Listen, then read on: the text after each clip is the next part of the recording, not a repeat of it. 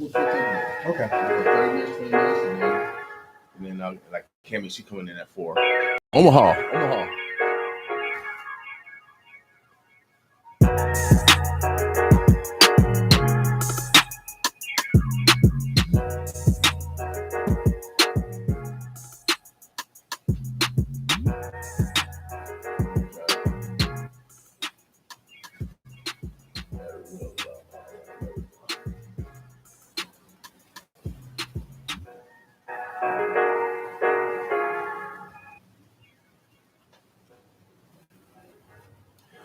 All right, Omaha, the Burbs, the Bluffs.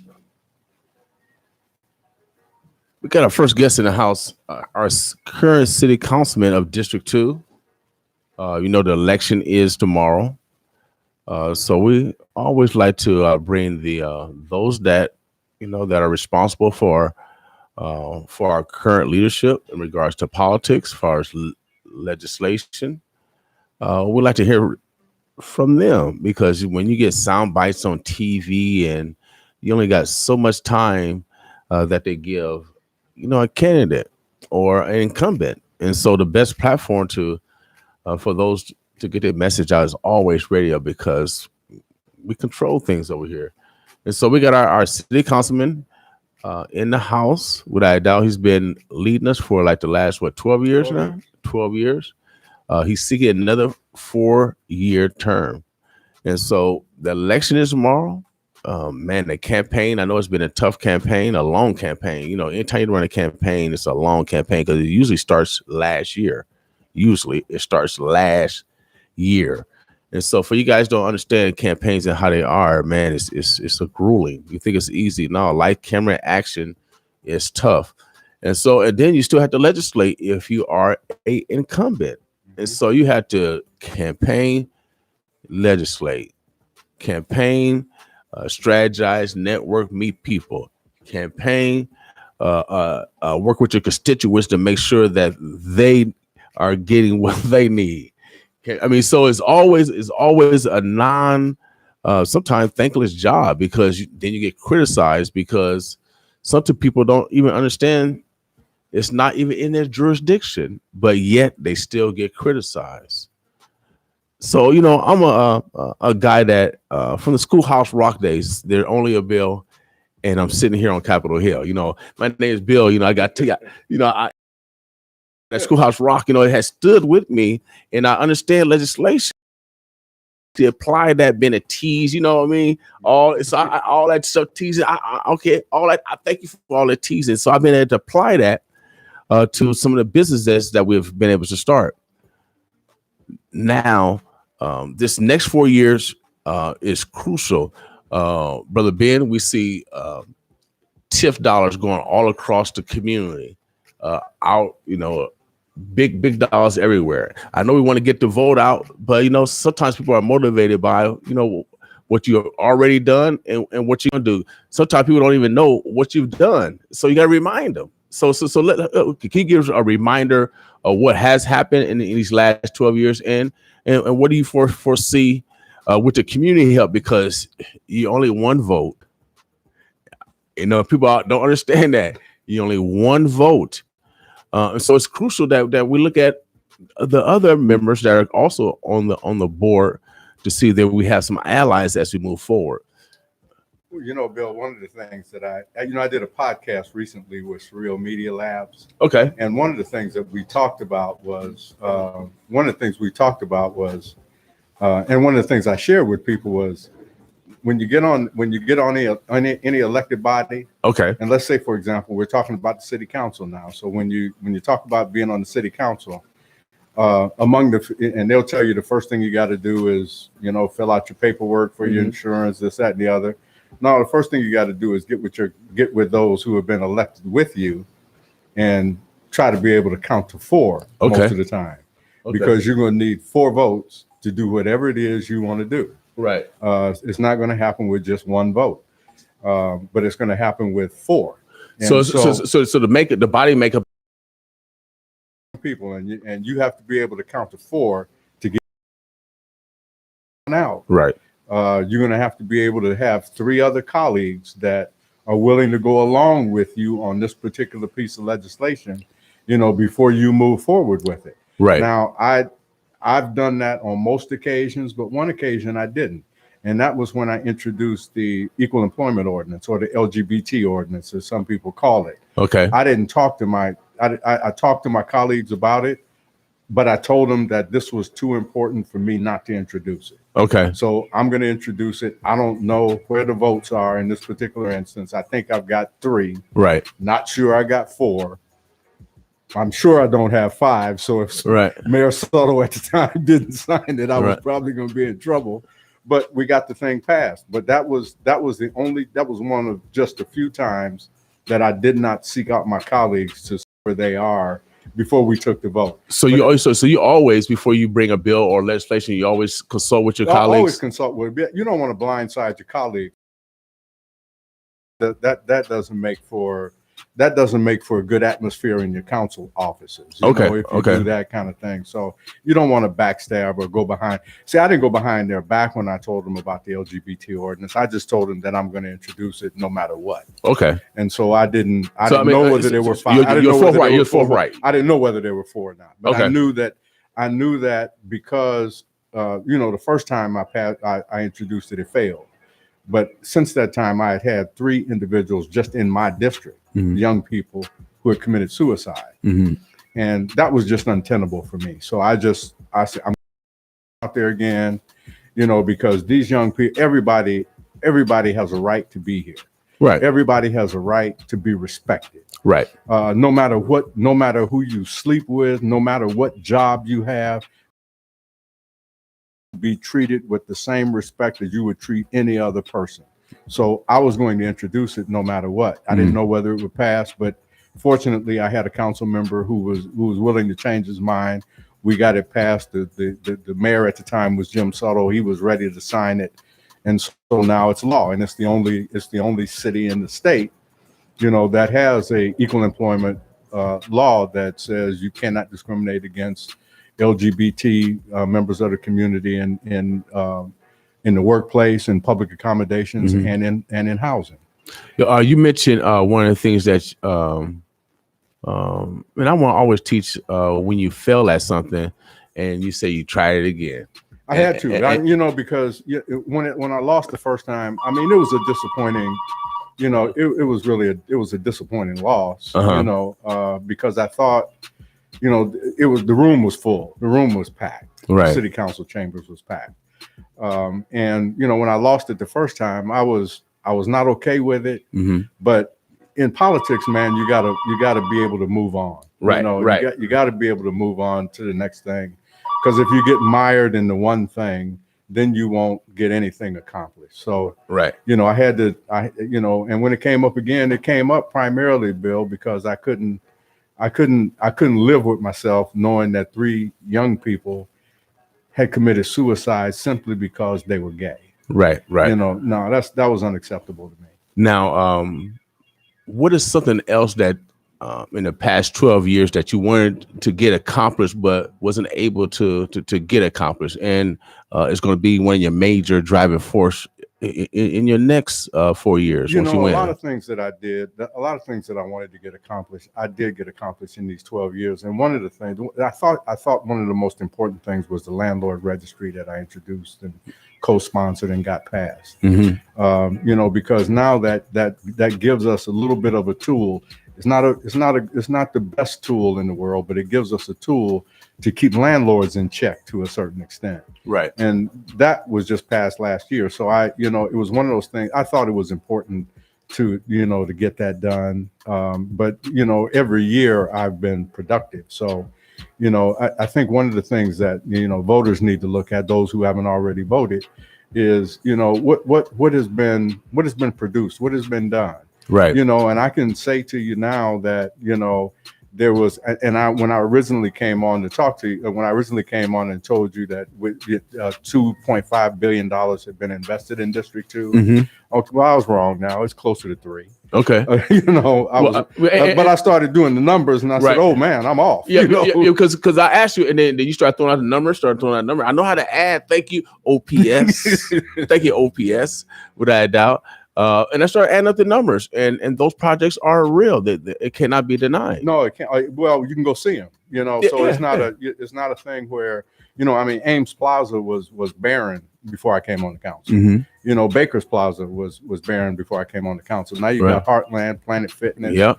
You've got a motor vehicle place now where the City of Omaha is invested. Used to be the North Star organization that has had to expand, quite frankly, because of the number of young black and brown young men who want to go there. To me, one of the most significant is within the last 30 days that has been accomplished.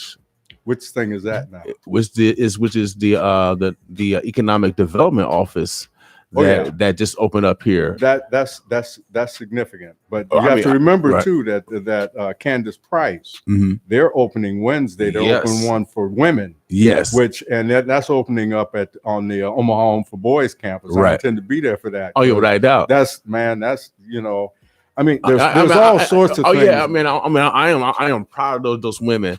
BC Clark, the matriarch of making that our black women, especially, or she slid me a white envelope.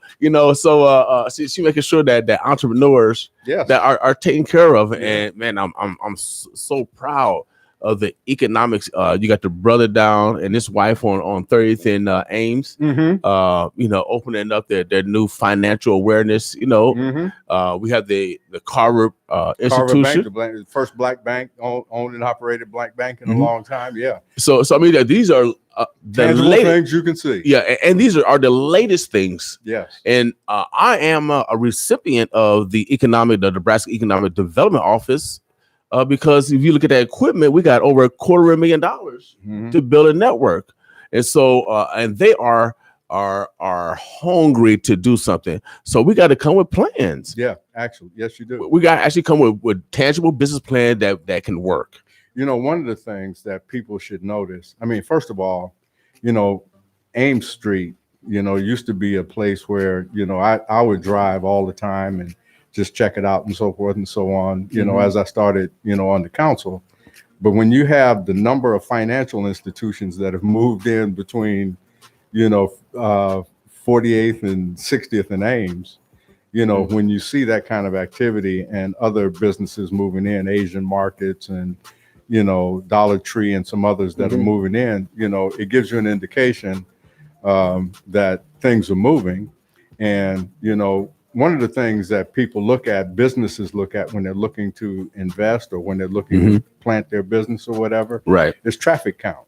Okay. The traffic count on Ames has gone up to such an extent that, if it's rush hour, I don't even want to go to Ames much anymore because of the traffic. Oh yeah, it's like West Omaha, But it's it's good because it shows the growth that has taken place and will continue to grow under my leadership. Okay, great. Now, the campaign. Yes. How has the campaign been going? Because I know last time, I always challenge people. Push-ups, you beat me, so I ain't gonna even go there this time. So I know you're in shape. We know you're in shape. I ain't gonna go mess with you this time at all. Sometimes my mom always said, if you got nothing good to say, don't say nothing at all. So I'm going to sit over here in this chair and we're just going to talk today. Yeah, we're going to do no push-ups. I'm tired too. So, no, but a campaign is grueling. I mean, what's your day like? Because you actually got to legislate. Because I was serious. You actually got a campaign. You got to legislate. So what's your day like? The day most of the time is never ending. Even when you're not running for office, but when you are running for office, that adds to what you have to do. It doesn't, you don't get to take a day off from running and being involved in developing and growing District 2, simply because there's a campaign going on. You just simply have to do both. Okay. And so, so the day usually runs, it'll start, usually 7:30 in the morning.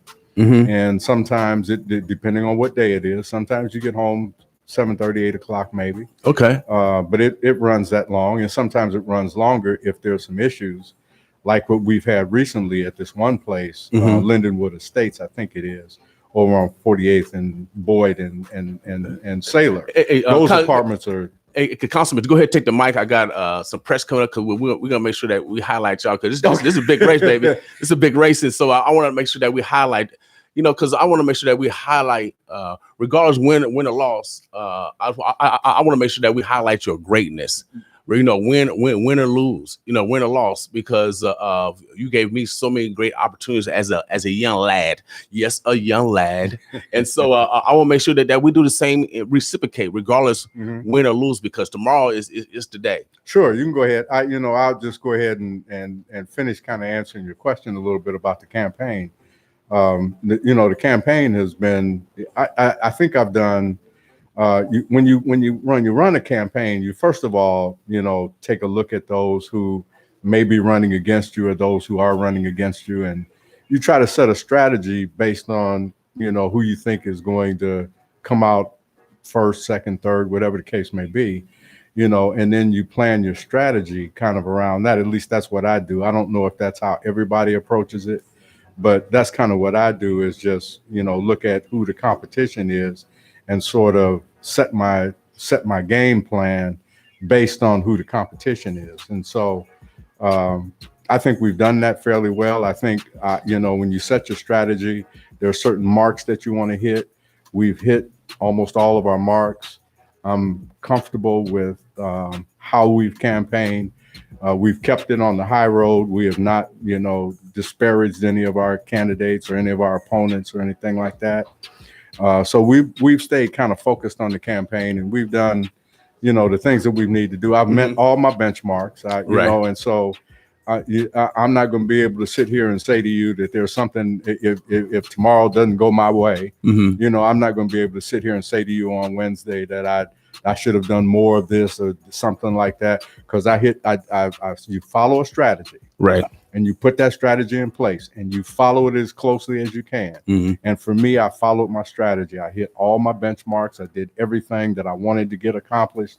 And so I have no excuses. Right. If I don't win, it's because the people decided that they wanted to go in another direction. But I believe if they look at the record, if they genuinely take a look at the record, you cannot help but reelect me. Right. Because the record is clear. The accomplishments are there. The dollar totals that have been invested in District 2 are there. You can go to any record and see them. But more importantly, you can see the buildings. You can see the development. You can see the growth. There's over 1,000 homes that have been built in our community, in the last 12 years. So to assume that we've done nothing would be a ridiculous statement. Right.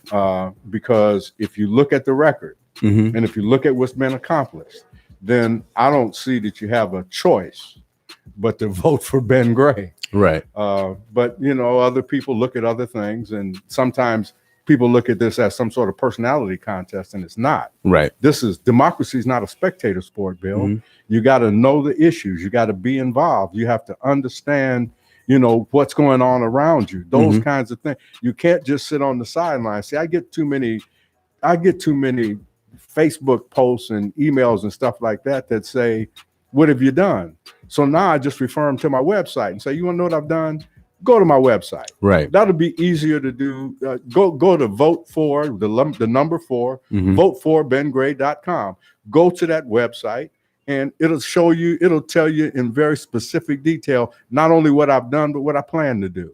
Great. We have to address one of the things that we have to address. We have to be intentional about diversity and inclusion, but we've got to be aggressive about addressing affordable housing, because if we don't, it's going to be one of those crises that'll jump up and get us when we didn't prepare as we should have.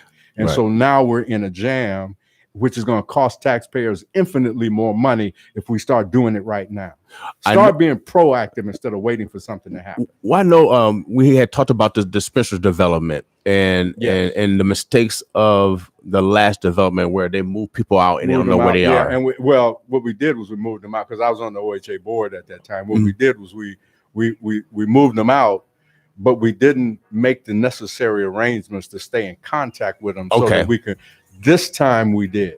This time for the Spencer projects, that's what we're doing. Okay. We're staying in touch, they're having the right of first refusal, those kinds of things. Okay. But that's being done by the housing authority and the resources that we put forward with HUD. But that's what we're doing. Which allows those that need affordable housing, They can move back. They can move right back. They can move right now.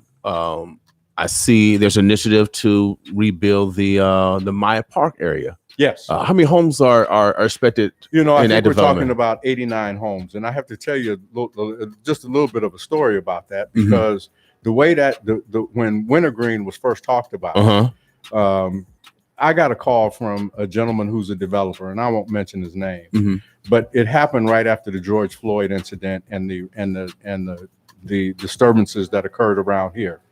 And this gentleman just called me and said, I feel like I need to do something, but I don't know what to do. And I'm calling you because we're like brothers, man. We've been knowing each other for a long. What do I do? Right. And I said, well, one of the things we can do is look at Wintergreen, because something ought to happen on that site. Yeah, heck and something good ought to happen on that site, because enough bad has happened on that site. Oh yeah, without a doubt. So something good needs to happen on that site. And so, while we were looking at it, Habitat for Humanity was also looking at it. I found out about it and started making contact with Amanda Brewer with Habitat. And, I agreed with them that, I finally came to the conclusion, based on numbers and other things, that it would probably be better for Habitat to win the bid on that, and to go in. And what we're looking at now is probably about 89 is what they said, 89 affordable houses. Okay. But these are going to be owner occupied homes.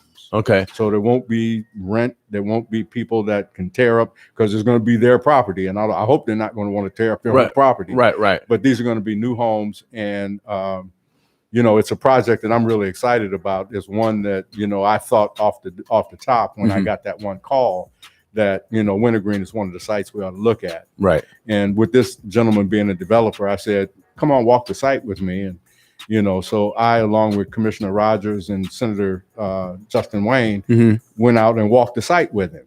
Great. And so, but then he ended up not, the bid that they put in was rejected. Habitat's bid was accepted, and I'm okay with that. Okay, I mean, let's get done. Yeah, but we got to be. We want to make sure that we're using the right materials when we build. Oh yeah, man, because they got to last. My house that I grew up in, after we moved out of the projects, it's an old house, but man, that house is built. Yeah, it's built like way better than the houses in West Omaha. I mean, and if a tornado come, our house will last. Yeah. But see, that's what I'm talking about. I'm talking about construction. Because we got real wood in our house. Yeah, we got real material. These days materials, like you say, they're questionable. Yeah, that you want to make sure that the quality is good, right? And you want to make sure that it's going to last. And you want to move people in there who, number one, can afford to be there, right? And we're talking about affordable houses, so this is going to be a godsend for a number of people who are looking for homes and just can't find any right now because of the way the market is. Right. So, this would be a godsend for them, even though it's a couple of years away, maybe. It'll still be a mark for us towards addressing the significant needs that we have for affordable housing. Now, last week I was talking about crime. And the reason why we have, I was on the 360 call. Brother Ricky was leading it, and me and Brother Muhammad was out here, and all the precincts, how they give their report. And each time they talk about the guns, brother. I'm 56. I can't even get a gun, brother. But these kids are getting guns, and they have to be coming from the adults. It have to be coming from the adults. I know the kids ain't breaking in these many houses. I know they're not stealing these many guns, and it has to be given down from adult gang members, because one was 40-some years old. Bill, I don't know that they're gang members, and I don't know that they're adult gang members. I don't know that they're not. Do you think it's licensed dealers that's licensed, that's selling to the black market, that's getting down to? Yeah. I mean, it has to be. A lot of that is going on, man. It's not just people breaking in places. Right, it's not. No, and it's not. And I'm not going to blame everything on gang members. No, it's not. It's there are because we don't make the guns, Brother Ben. No. We don't make the ammunition. No, we don't. So it got to be coming down from those licensed gun gun sellers. Mhm. Let's talk for real, y'all. If we really want to solve the problem, you can't continue to push it on black people. No, you can't. When we don't produce none of the guns. No. So how can we really solve that with the pawn shops?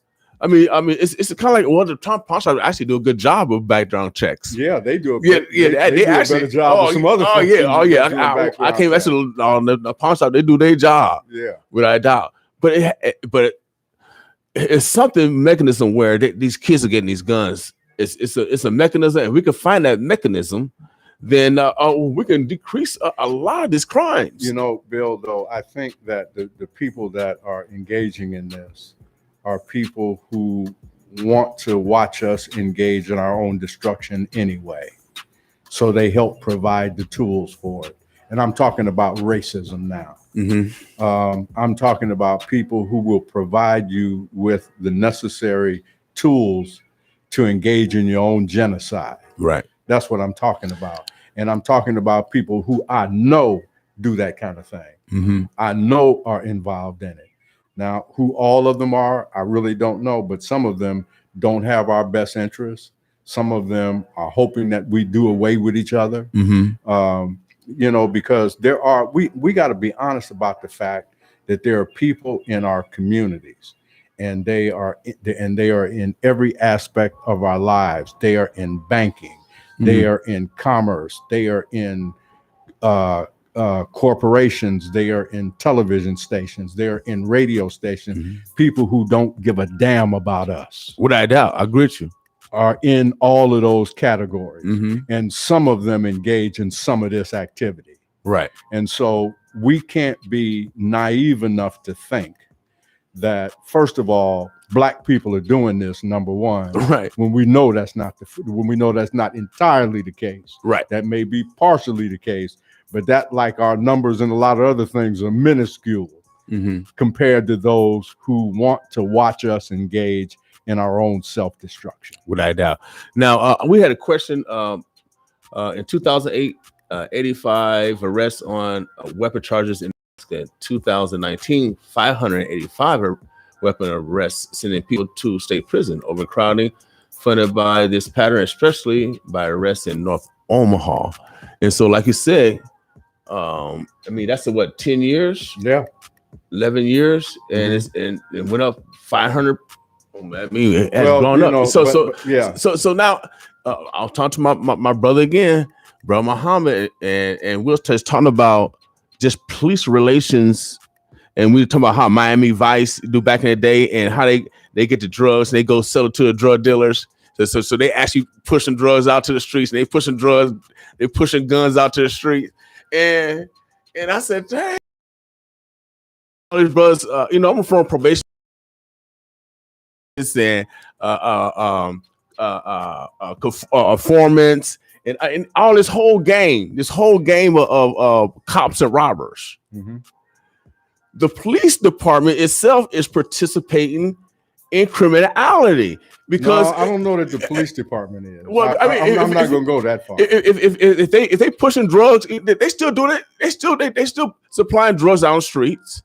In order to catch the so-called low man on the podium, to get the high man, that's why. So and you had nothing to do this because you're city councilman, but I'm just letting the people know this is what's happening, y'all. I just want my people free. We have 81% of all the juveniles are locked up is because of guns. In juvenile right now, according to what the lady on the statistics said, 85% of those young men that are locked up right now in juvenile jail is gun related. The number's not that high because I'm on the juvenile justice, on the juvenile justice committee. The numbers aren't that high. As a matter of fact, we've got the lowest. We've got the lowest numbers now that we've had in our detention center than we've ever had. We're down to about. Literally, I mean this. We're literally down to about 39 individuals. Okay, that's what the count was last week. Okay, but I'm not done with that yet, Bill. Right, there's a burr in my saddle about this. One is that about half of those are there for some type Yeah, of right, it may not be a gun, but it's some sort of violent offense. Okay. Which is what has them there. But we're not talking about huge numbers. We're talking about maybe 18, 19, 20 people that are currently in the detention center. Okay. Okay. But here's my problem. Here's where I got the issue. And this is what I need for this community to know. When, first of all, St. Francis, I'm going to go to a state issue now. When St. Francis was first, whoever, to me, and I'm just going to be brutally honest about this, everybody that was involved in that, and even if it was the governor, they ought to be terminated. Would I doubt it? Because when you see it, when all of us who are on the city council, when you get a bid, okay, and that bid, and you get 4 or 5 bids, two or 3 bids, okay, and 3 of those bids are relatively close, but one of them is 50% less than the rest of them. Why'd you go for that? No, you better not go for that one, because what they did was when they went for that, they tried to undercut. Yes, they did. They undercut, and now here's what we're doing. So they come in for unrealistic bid. Bill, listen to me now, because here's what they're doing. They're they're asking. Now we've given them more money than we would have given to the next lowest bidder. They're getting more money now. But not only that, they're still not functioning and doing the job. Remember when I told you there was 39 individuals in our detention center? 5 of those people are from that facility with no place to place them. So they're sitting in our jails. The taxpayers are paying for this company who criminally bid wrong, I think. Right. But now we're paying for that. And now we're paying for those young people that are in our detention center because they can't be placed because St. Francis didn't do their job. Right, man. It's messed up. It is criminal, and then most of those kids are black kids. Understand me? I'm pissed about that. Yeah, and most of that we should have done better. And anybody that is in public office or who has ever been in public office, when you get a bid that low, you're supposed to check high and low everything about that bid. Oh yeah, without doubt, man. Because Brother Ben, it's our kids. They don't care about our kids. Like you said, they don't care about our kids. Man, they don't care about our kids because most of the kids in foster care are poor, of all hues. Yeah, white, Mexican, Native American, but majority of them are blacks.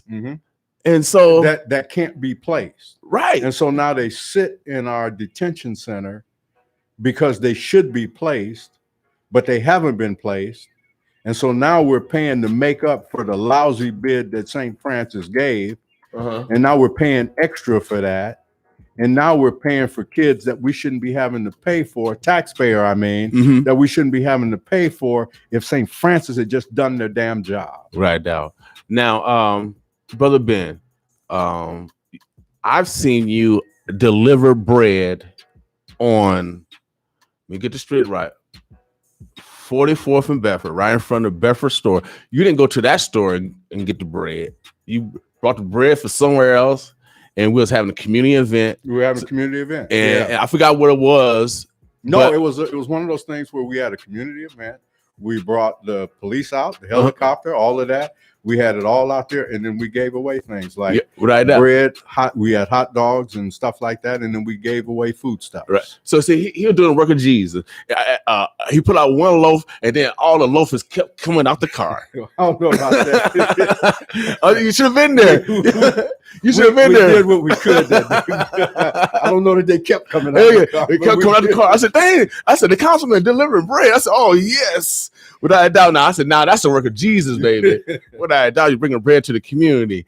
Omaha, the burbs, the bluffs. We are having a candid conversation with our councilman, Ben Gray. If you guys got a question for him, because, this brother tougher than leather. He ain't scared of y'all questions. I seen him. I see how you defend your wife. Well, you don't play that black man for his black woman. Strong, without a doubt. Strong. Here's what I tell people all the time. And yesterday was Mother's Day, so I know you love your queen. Boy, I seen you get up. No, man. You got to have your priorities straight. Yes. Anytime you do anything, you got to have your priorities straight. Okay. Family comes first. Right. I mean, there are no seconds. Right. Family comes first. Okay. So if I have to choose between the family and the council, Mhm. it ain't gonna be the council. Yeah, no ifs, ands, or buts. It ain't gonna- No ifs, ands, or buts, baby. It's gonna family comes first. Without a doubt, and that's where it should be because and those are ethics that we practice on every day. Tomorrow, Tell Truth Tuesday, and Wednesday we acknowledge our women because man, family is very, very important. Family comes first. Training our children is necessary. You know, Bill, I don't want to leave here without saying, you know, democracy is not a spectator sport. Right. We got to get out and vote. I'm encouraging people to go to the polls and vote tomorrow. I am asking for your vote, and I'm asking you to vote for me if you live in District 2. Mm-hmm. But I want you to get out and vote.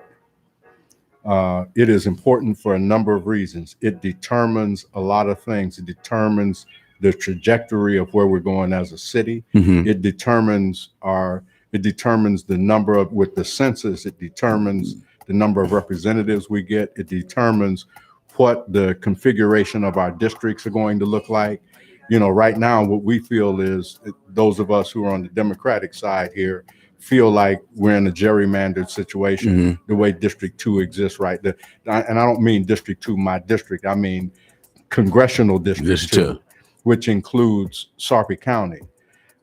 It used to include Bellevue and the older parts of the city, but then they moved it so that after President Obama got a vote out of here, our legislature was determined to make sure that didn't happen again. It did anyway. Yeah. So all of their gerrymandering and all of that went for nothing because Biden got a vote too. Yeah. But you know, the reason voting is important is for a number of reasons like that. Mm-hmm. Plus, we have an obligation as a community, as a society, as people to stay up on what's going on. And if we don't, then we get misused by people that we thought we trusted. Mm-hmm. So we've got to be more vigilant than we have been. And I'm encouraging people to go to the polls. This is important business. And if you have children or grandchildren, take them with you. Mm-hmm. Get them immersed in the process so that you don't have to train them. They already know what to do. Right.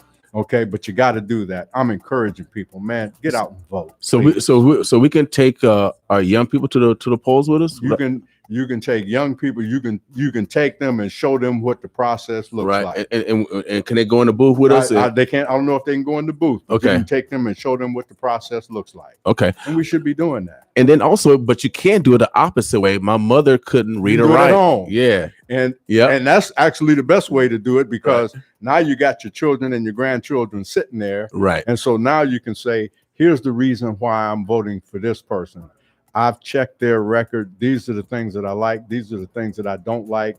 But they do more things that I like than things that I don't like. So I'm going to support this person. Right. Because nobody that you elect is going to do 100% of what you want. Right. Nobody. Right. And so, you know, but having your children there to see at home is really the best place to do it. Yeah, without a doubt. I mean, because a lot of people are mailing ballots. Yeah. Like I said, that's a great teaching moment. Yeah. That's a great teaching moment. But for those that can't read or write and you or if someone needed assistance, you can assist them. Somebody can assist you. Yes. Yeah, you can assist them. If they can't read or write, you just gotta let the election officials know beforehand on what's going on, and they will allow that for sure. Yeah, okay. And all you do is read for them. Yep, that's it. And let them make their own choice. You tell them what choice you want to make, and you give them the pencil and mark that choice. Yep. You know, that's the one you made. But you know, I can't say it enough about how important it is to get out to the polls and vote. We got to, you know, we've got to increase our numbers, and we've got to be strongly committed to our communities, more so than some of us are now. Right now, you're a black man. You have experience of 70-some years. I was born into Jim Crow in 1965. You experienced it. Yeah, my father's from the South. So what do you think about the new state prison that's going to be built? What do you think about that? Bill, you know, I can't explain to you how strongly enough. I can't even use words that I want to use on the air to explain to you how much I hate them building this jail. Because all we're going to do, Bill, is fill that jail. That's what we're going to fill it with, mostly us. you know, and we're going to fill it with mostly people who are nonviolent offenders. Mhm. That's what we do. If we don't start looking at how we reform justice, we're going to continue to build jail. And the thing that I shared with Mr. Frey when I had a chance to talk to him, Mhm. I said, you know what, you guys will build this jail today. By 2025, you're going to have to look at building another one. Mhm. You know it. Yeah, if we don't do something to address conditions under which we arrest people, Mhm. yeah, in another jail. Bill, this is nonsense. This is crazy. People are, you know, we arrest more people in this country than anywhere else in the civilized world. Right. Anywhere else. Isn't it a lot of stuff over little infractions? Yes. A lot of it is. Most of these guys, you know, the last number I heard was about 5 years ago. I don't know what the number would be now, but the last number I heard 5 years ago was that 79% of the people who are incarcerated for a nonviolent offense. That's crazy. Drunk driving. Right. Driving under the influence. Drive during suspension. Driving during suspension. Right. All those kinds of not paying child support. Not paying child support. Those are the things you end up in jail for. Right. Come on, man. We can do better than that. Right. We shouldn't be putting people in jail. So and we shouldn't be building more jails. Right. You know, how many more jails do we want to build? Is it? I mean, because that's it's actually higher on a taxpayer. You're gonna be paying more property tax. Your taxes are gonna go up. How can we implement a bail system, or actually reform the bail system? Because the bail system actually keep those that are indigent in the jails. Yeah. If we can develop that philosophy, because we got a lot of people, like I said, they get drive through suspension. Mm-hmm. They don't have the money to get out, and they lose a job because they can't go to work. And now that leads to a snowball effect. That's what it does every time. And it's a victimless crime. Yeah. Been a probation officer, I've seen many lives just destroyed just because this is a simple infraction. We all make mistakes. You know, you're driving a car that you're trying to get to work. You're driving a car that's going to barely get you to work. You know, that car breaks down. Or you get a ticket because the light is out. You court, so now you got a warrant for your arrest. So now you got, if they catch you, you know, and you kind of resist, now you got 3 charges, or maybe even 4 or 5 charges. Right. And then you go in and all you're trying to do is make it to work. I mean, come on. That's it. We shouldn't punish people for trying to get to work and they can't get there because they're indigent or they don't have the resources. Right. So is there a way that we can make a city, or Council Bluffs, I would have it, our neighbor have bail's bondsmen? Does that have to be legislated on the city level, or is that a state level? Well, it depends on what you're trying to do. If you're trying to be, I think some of it has to be done at the state level. Okay. To be honest with you, some of it does. I think some of it we can do here at the local level, but I would be remiss to say if I would want to check with state law before I did anything else or move forward with anything like what you. I'd want to make sure that the legislature, if they do have a say, what their say is, right? So that we know how to govern ourselves when we introduce something. I mean, we would want a universal, for the whole state. We just don't want it for Omaha. No. So like I said, I know the state would have to. It doesn't benefit us if it's just Omaha because we travel to Sarpy and Potawatomi and all, you know. So no, it would be beneficial for the state, right? And it would be better if the state did it, right?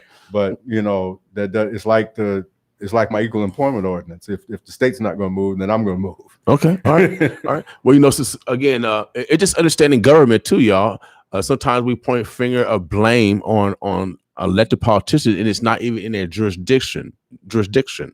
And so I know that's why I want to be clear, because you know we just don't want it in the city of Omaha. That'd just be a city ordinance or a city state. That's a city ordinance. And and you leave the city. You know, I mean, you leave the city, and then you become vulnerable again. Right. And you don't want that. You want a statewide, and that's why I said I wouldn't do anything at this point until I check with the state to make sure that whatever I'm doing is in line with what the state already has, or if the state is getting ready to introduce something, I want to know what it is so that I know how to govern what, or if there's anything I need to do. Okay.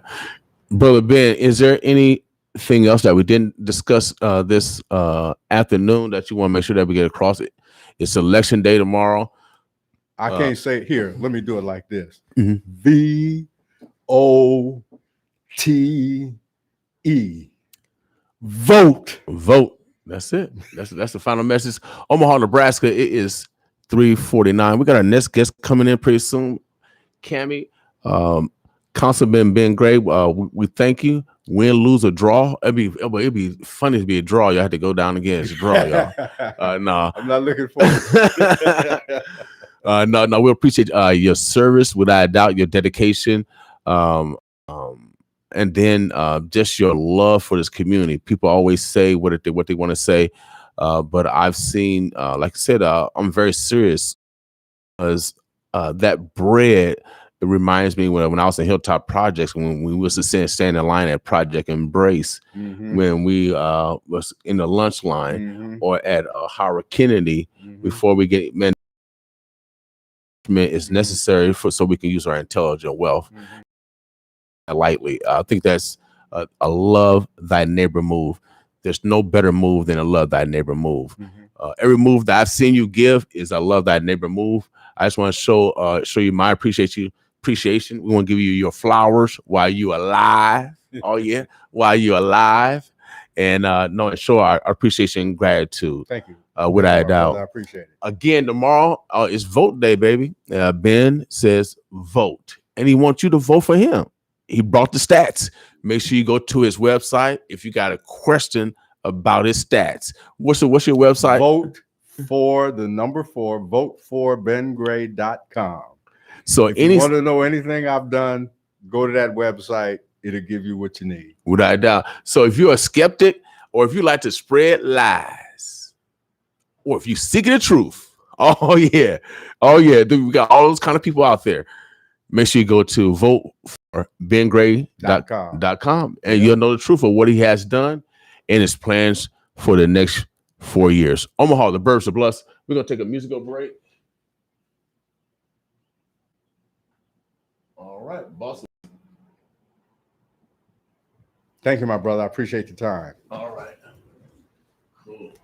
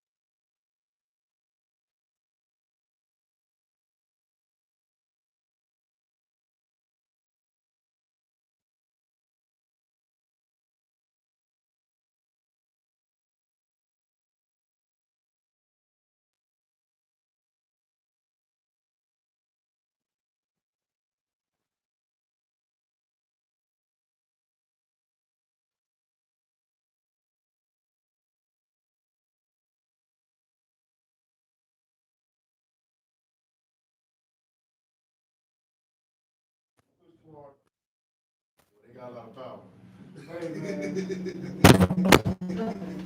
They got a lot of power. Omaha, the Burbs, the Bluffs.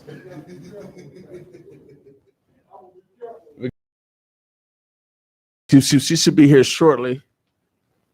Hopefully she'll be here shortly.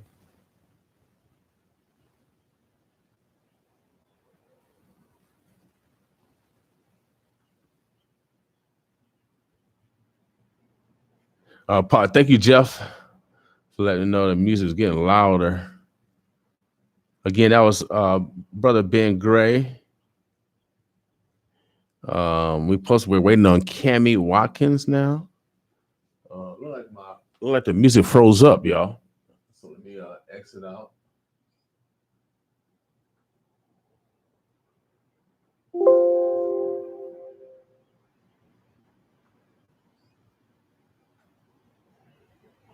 Okay. All right, hold on one second. Channel 6, I think Channel 7 came through. Shouts to thanks Channel 7 for coming through.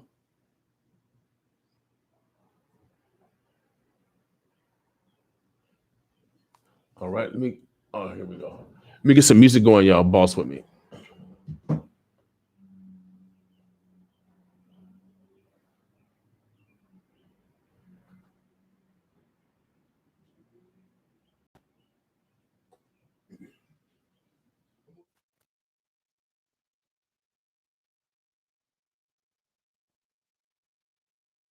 Stop until the cash came. Off the porch with the torch in the fast lane. I never stop until the cash came. Broke outside, gritting in the mud like Shrek. Whole onions, packed and wrapped on donkey back.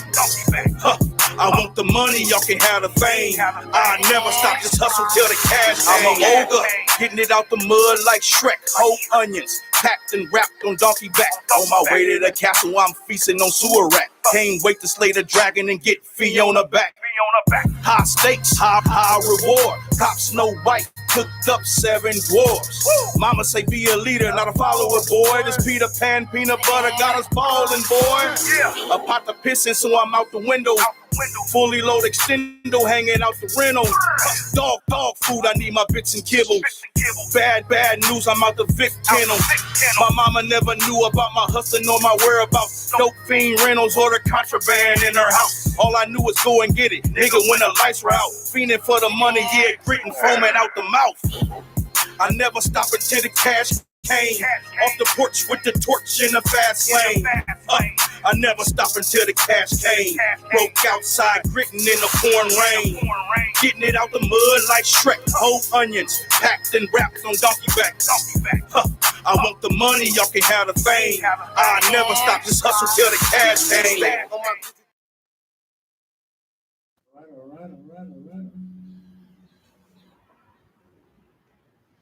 All right, Omaha, the Burbs, the Bluffs. That was Fast Lane. Oh, yeah. Loot Squad. You know, here at 95.7 The Boss, we play local music. You know why? Because we actually love thy neighbor. I know y'all be going to church talking about it. No, over here, 95.7 The Boss, we bout it. Without doubt. That's why we brought about this young lady named Cammy in. You know, I never met Cammy. I never met her, but they was trying to mess with Cammy. You know what I mean? And she's a sister. We don't allow that over here. We don't allow that over here. Some people shy. But you know, when you're a man alpha male, oh yeah. Let you know, father. We don't allow that. So, you know, since we own our own mic and stuff, you know, I had to bring her in, talk some smack. No, I'm just kidding, y'all.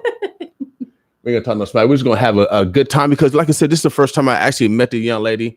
I've been seeing her campaign, and then seen some of the unfortunate press, and so we just want to make sure that we highlight, you know, the greatness because I have never heard a black woman, no black woman, have advocated crime. I have never heard of one.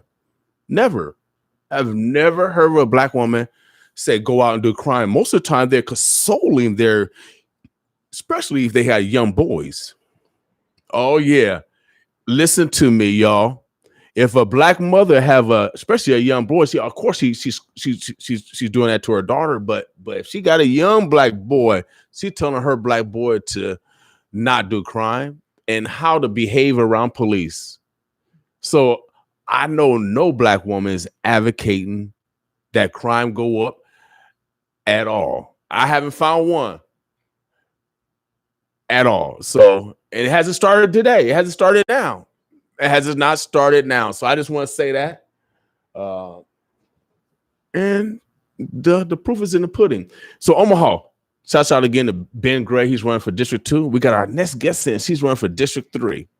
And you know how these stars are, Omaha. I'll just watch her from afar.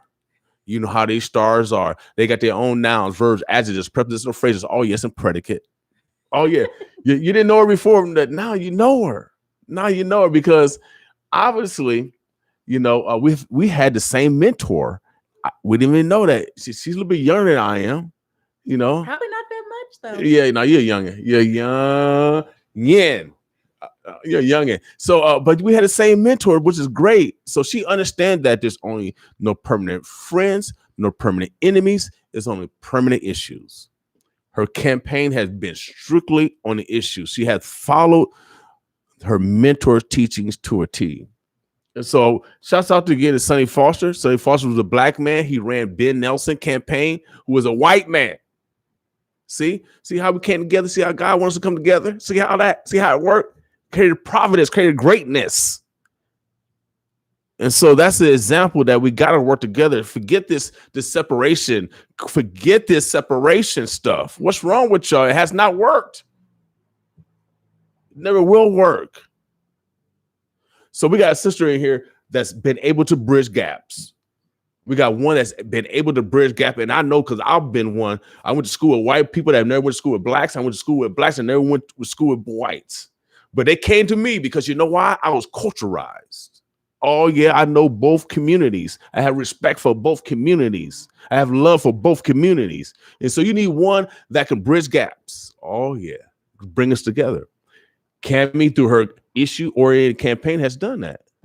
And so I want to let her introduce herself because we got the biggest mic in the city. Oh yeah, we got the biggest mic in the city.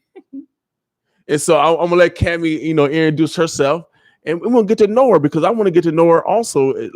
Don't you, Cammy, let us know who you are, where you come from. You just appeared. I know you just didn't appear on the scene, so you've been working behind the scene in order to get people motivated to get out of the primary. Mm-hmm.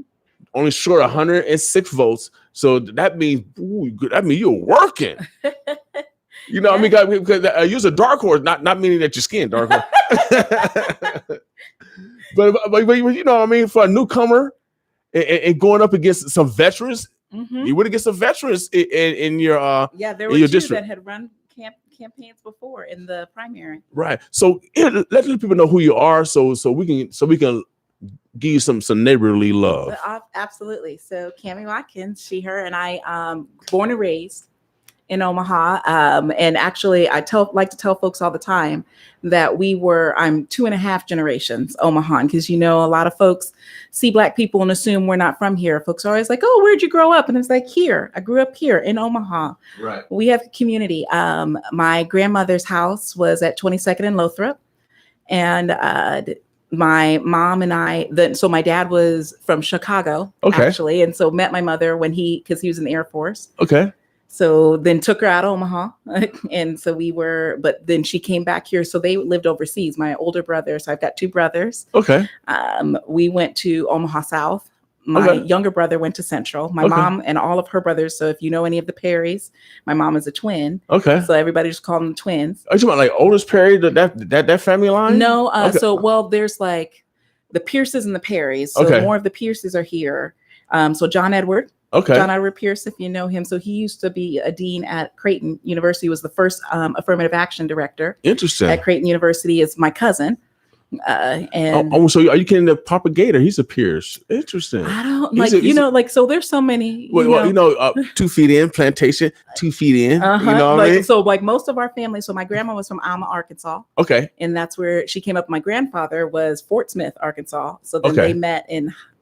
She was going to school because she had to. The Alma, the Black kids couldn't go to the high school there, so they had to take a bus 45 minutes. To Fort Smith, because that's where the Black high school was. Okay. And that's how she met my grandfather. Okay. All right. All right, player. Yep. So born and raised here, right? But lived all over. We grew up in OHA housing. Okay. Well, now which which one you grew up in? So we moved all over, but we were at like around 32nd and Corby. Okay, so that's there were like duplexes right around there. Yep. So like we were there, and then that was like and we were on Paxton Boulevard for a little bit. Okay. But the Corby house. So I was in 6th grade when we moved from there, and then moved to South Omaha. Okay.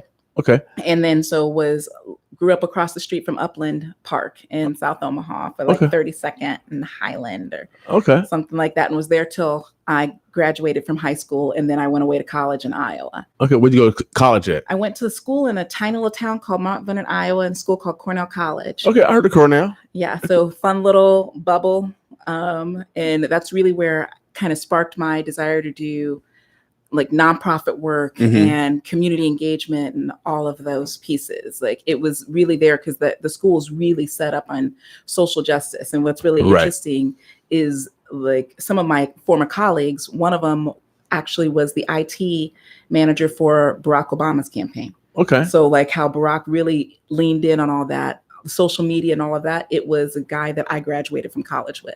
Okay, great. Still in contact with him? Harper? No. Well, Facebook. So all of us, like, he big time now. So no. Hey, I'll let everybody know. Even though you big time, remember you was little time before.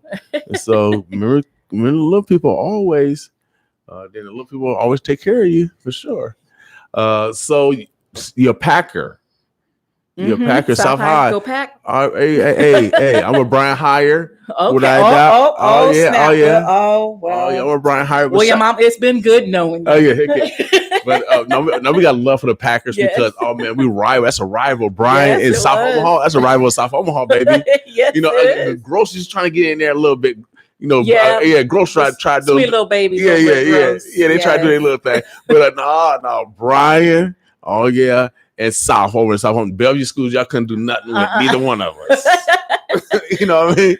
We ruled over there. You know, like I'm gonna be real. Like my brother played for the football team. Okay. South, but we knew our football team. Blessed, they tried. Yeah, they tried. And the soccer team won that because I graduated in '98. So you was there when they did that to the soccer team when they won state? No. So our soccer team wasn't that good back then. So our soccer team wasn't, but it was our basketball team was the team. So Barry Thomas, Mr. Barry Thomas over at OPS. So he and I were in the same grade. So Barry and I went to school together. Okay. And so our basketball team was really good, and it was our basketball team. So when Burke, we had played a game against them, and they started chanting "Go home, white expletive." To all of our students, and because that was the time everybody was always like, "Oh, South High, you go there. Oh, there's a lot of gang activity. There's lots of violence there." And I was like, "I'm a theater kid." Yeah, like it was like I'm fine. Stereotypes, stereotypes of the community. So all that experience have driven you to. And obviously going to the South, you got to be culturalized because you got Mexican, you got black, you got whites. It still remains the most diverse high school in Omaha. Right, without a doubt. And so growing up in that ecosystem, I like using big words, Cammy. Don't you come up with, oh, I know you're smart going to Cornell. So growing up in that ecosystem and then going out to a college in the middle of nowhere, Iowa, you've been able to culturalize. You've been able, you've learned all cultures and been able to understand, but also blend that in order to develop your strategy for your campaign. Well, what I learned is that you can't judge people by what they look like. Because at Cornell, there were only 22 Black students in my time while I was there. But those 22 students, none of us were the same. And that's where I started to learn, there's this assumption of who Black people are and what you're supposed to look like. We had kids from Texas that looked like, they're Rough Riders. Right. But the smartest, in there and knew their stuff better than anybody else in any classroom. And that's when I learned the idea of the diaspora, of the Black experience, that none of our experiences are the same. We may have similar identities, but how we lean into that, and that I was allowed to be who I am, and that to say to me that the way you talk isn't how Black people talk. It's but I'm Black and I talk this way. So it's the way Black people talk. I'm not going to let someone tell me who I am based off of whatever idea that they've decided to create about me or the culture or the community in which I've grown and I'm a part of. Right now, Cammy, you are necessary. I've walked a similar track where some whites didn't go to school with Blacks, and some Blacks never went to school with whites. But you had to be the mediator in order to keep the peace or to develop relationships that can foster greatness. Now you're doing that in politics. What are you running on? Are you running on something similar? Where you bringing people together? And I do got a backdrop there. I don't know if you know what that backdrop is. No. But tell us about what's your initiatives, because one of your initiatives is part of that backdrop. Tell us what you want to do as our next councilwoman. Enough, I chose to run because I saw this work as an extension of the work I already do. So I work for an organization, a nonprofit called Inclusive Communities. And so our mission there is to confront bigotry, prejudice, and discrimination. Okay. So that's already the work I've been doing. Okay. Is how do we start to just have these tough conversations about race and faith and sexual orientation and all of those things that people shy away from, because we're too scared to be uncomfortable, or we're too scared to talk about difference. And when the work that I've been doing there is really around systems change. And how do we start to just shift and blend this? And if we want to create the society of a just, equitable, community focused, sustainable community, we're going to need to figure out how we do it with everybody, because you can't create a unified, equitable community by leaving anybody out, because then we've stopped equity. Right. And that's the fear, is that people like to put into us, is that if we create a space where people who have often been marginalized or oppressed, where they can be on the same playing field, of the fear is, well, if one person's on top, somebody has to be on the bottom. But that's not true. We can all be on an equal playing field. No one has to be at the bottom if we truly create the society that we want to. And so I set up values when I decided to do this campaign, because I realized I can't bring that about if I don't have policy. If we don't have the laws, we can't change things if we're not actually getting into changing the laws and the structures and the systems that created all of this inequity in the first place. So I decided I needed to run. And when we ran, we decided to run on 3 values. And I intentionally made them values and not just platforms of equity, community, and sustainability. Sustainability meaning like environmental sustainability, but also sustainability over this. We can't just be thinking about doing things that fix today's problems. We have to also be solving today's problems and tomorrow's problems. Right out. Gotta have vision. But I saw one of your platform is to increase broadband. Is that so? Yes, public Wi-Fi. Oh my goodness. So when we know that east of 2nd Street, we are struggling. And it became abundantly clear after the pandemic in March, where we had kids and families, like it's something around like 18% of our families don't have access to even devices other than their phone. Right. So we're talking about all these things, your job, you got to apply for, you had to switch your work, your schooling, all of your healthcare, all went online.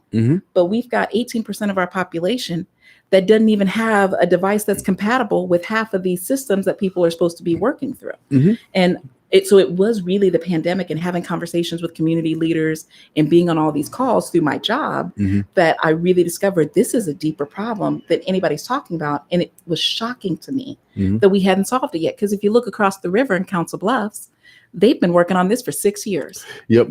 Google is working on a set up a free network over in Council Bluffs. I know one of the project managers on it. So yeah. And while in Omaha, in one school district alone, they needed to get the amount of money we spent on hotspots here, and hotspots would have been great if we had the infrastructure in the towers. So those hotspots were trying to amplify something that didn't already exist. And in the whole city of Council Bluffs, they only needed to get 8 for their entire city, for all of their students, because they had already built in the infrastructure. They were proactive and prepared. And I think too often in Omaha, we're reactive. We wait till the problem happens and then we try to do something about it instead of thinking forward thinking and doing it in advance. Well, Cammy, and that's the reason why I want to brought you on, because you have foresight, you have vision, which is necessary. Like you said, not only solving today's problem, but solving tomorrow's problem. I'm in broadband. We just broke ground in Macy, Nebraska. So we're going to be providing broadband for that community. That's the equipment right there that we installed in Macy. And we're going to be building that community. And now we're looking at another city to build in. Because technology exists. It's here today. This isn't like futuristic. We don't have it. It all exists right now. Right now. And I've developed this plan 7 years ago. So we have to be ready. This is a time to develop plans or get your plans out there, because this is a time for growth. And so what's some of the other initiatives? Because broadband is crucial. And we're going to be in that field here in Omaha. Yes. If you guys want to hook up with William King and Cammy, oh yeah, we're gonna get you some broadband. What else initiatives that you want to bring? The other thing that we looked at, and this is again directly out of the pandemic, is food insecurity. Okay.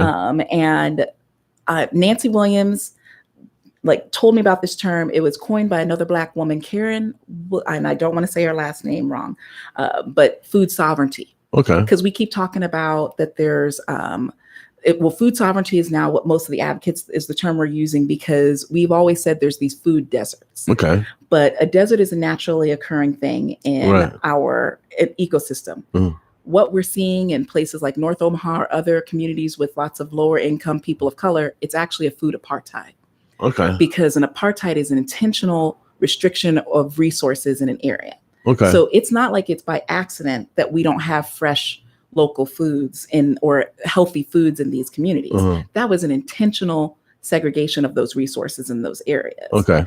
And so one of the things that we really wanted to address is this food insecurity. We found that every single zip code, individuals had needed services and access to food banks during the COVID-19, which showed us that too many people are about 1 or 2 paychecks away from hunger. Right. We are an agricultural state. Right. We should never have had that many people struggling to access food in our city. Is it because of we're a capitalist society and everybody just they're greedy and so they really don't care about each other? I mean, and you really can't legislate that. And you know, coming from being a black man, and I'm to the point where we want people to love us.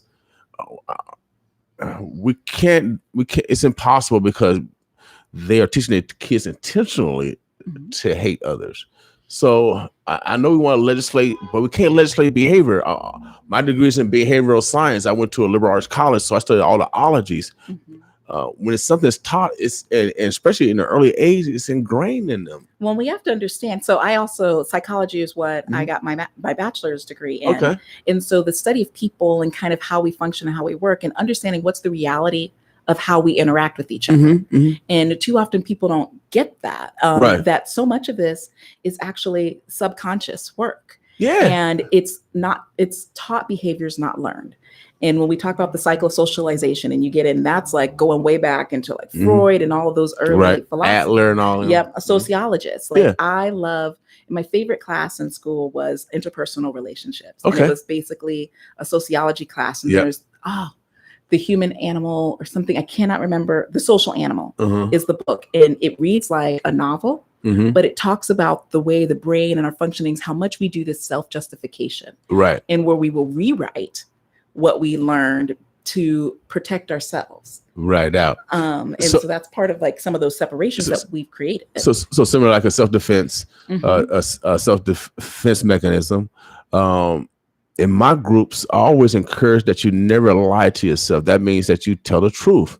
If you need to make adjustments, make adjustments. Don't lie. Don't deviate on lying to yourself because you can expect that from others. But that's that's part of our biology, right? And it's all of that defensiveness. Right? You lie to yourself. Most people lie to themselves, which gets you in this cycle of hopelessness and kind of trauma. Can happen, and it's because we're programmed. Like a lot of it comes back to early days of man, where it's all the stress responses and all of those things, which can be super boring. And we weren't gonna come in here and talk about all of this. I know, but that's part of and reason why I want to talk about that because I feel a kinship because you got to understand people, and we need to send people that understand people and that really care about people. And that's culturalized to me. This is very important. You got to have a person that have the ability to go in a room and be able to negotiate with whomever, male, female, black, white, Native American. You know, they got to have that ability to negotiate with whomever. And it's taking that step back to just realize that I might be wrong. And sometimes that's hard.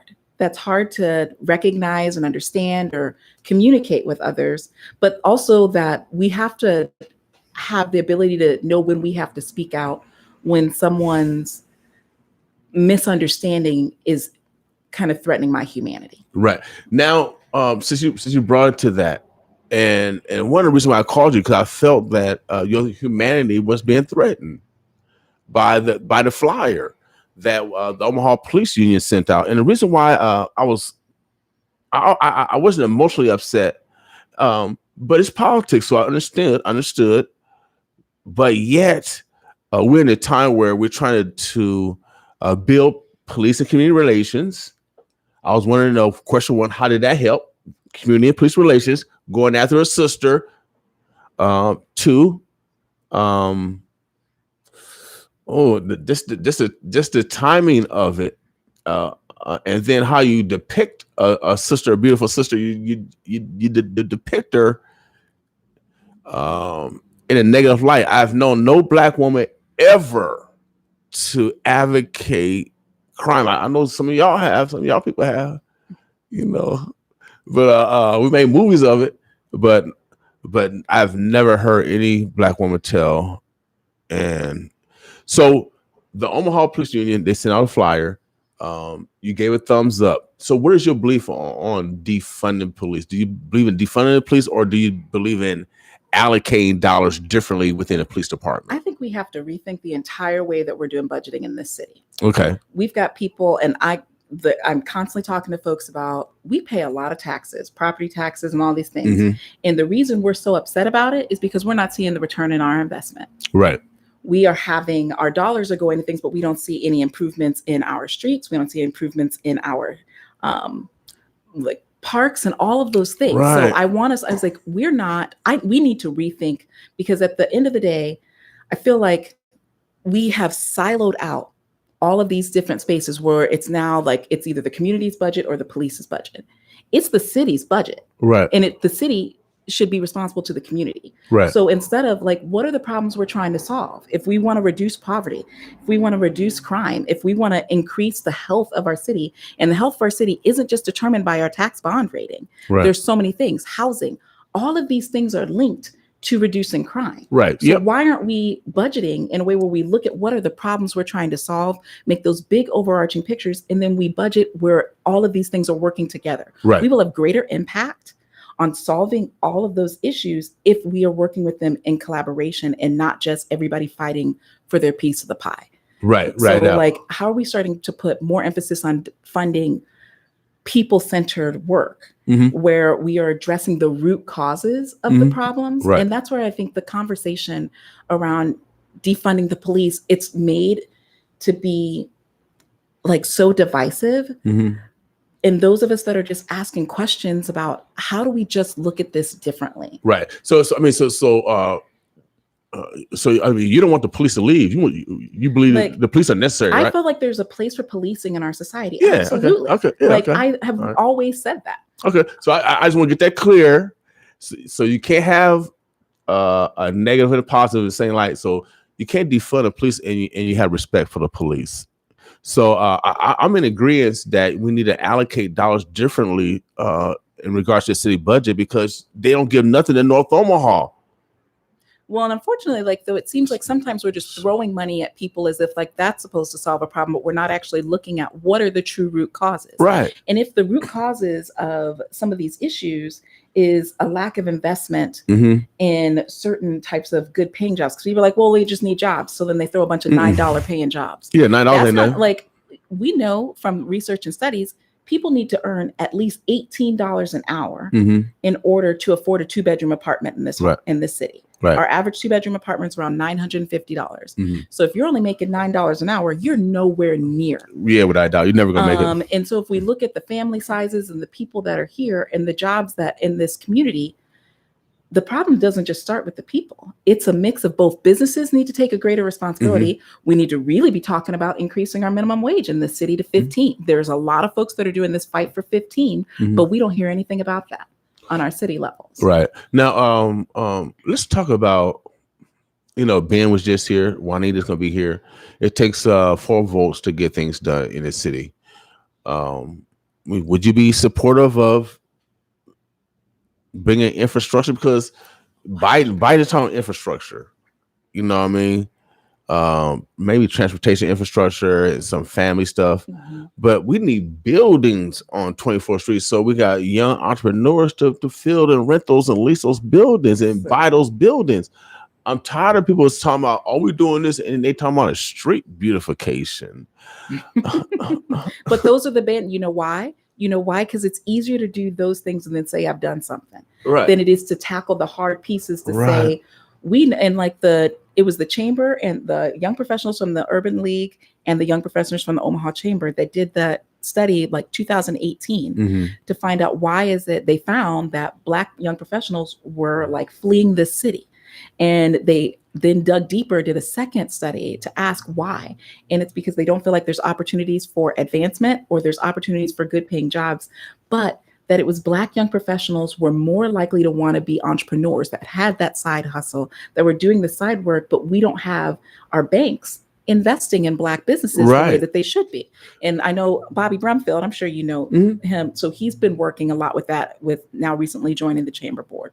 That's where we should be investing in, because we know that Black individuals in this community want to start their own business. But we struggle to get the capital to get started. Why don't we change our banking industry? That's a system that is historically inequitably giving money to our community. So throwing up another building doesn't solve the problem. What we need to do is talk to the institutions that exist now and say, why are we discriminating against Black business owners in certain ways? And it's not like saying that all of them are doing that or this is a chronic problem, but there is research and data that's showing we're getting lower opportunities for this. So let's start building systems or programs that infuse money into that. And then let's start talking about the buildings, because we spend too much money and time on the structure itself, but don't think about what's its long-term use. And that's what I'm wanting people to start to shift to. Great, let's build the building. Let's get the business trades jobs, because we need that, which is why I love, if you've heard the Thrive Agenda. Okay, no, I haven't. So the Thrive Agenda,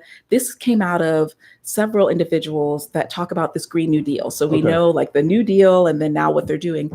We get a lot of like villainization of the Green New Deal. So then the Thrive Agenda was a Black woman who was like, all right, we know that environmental justice is racial justice issues, because the communities that are most affected by environmental hazards are Black and brown communities, regardless of income. And so the Thrive Agenda talks about how do we rebuild new, where we can clean up and do better environmental work, but it's also talking about how do we promote childcare?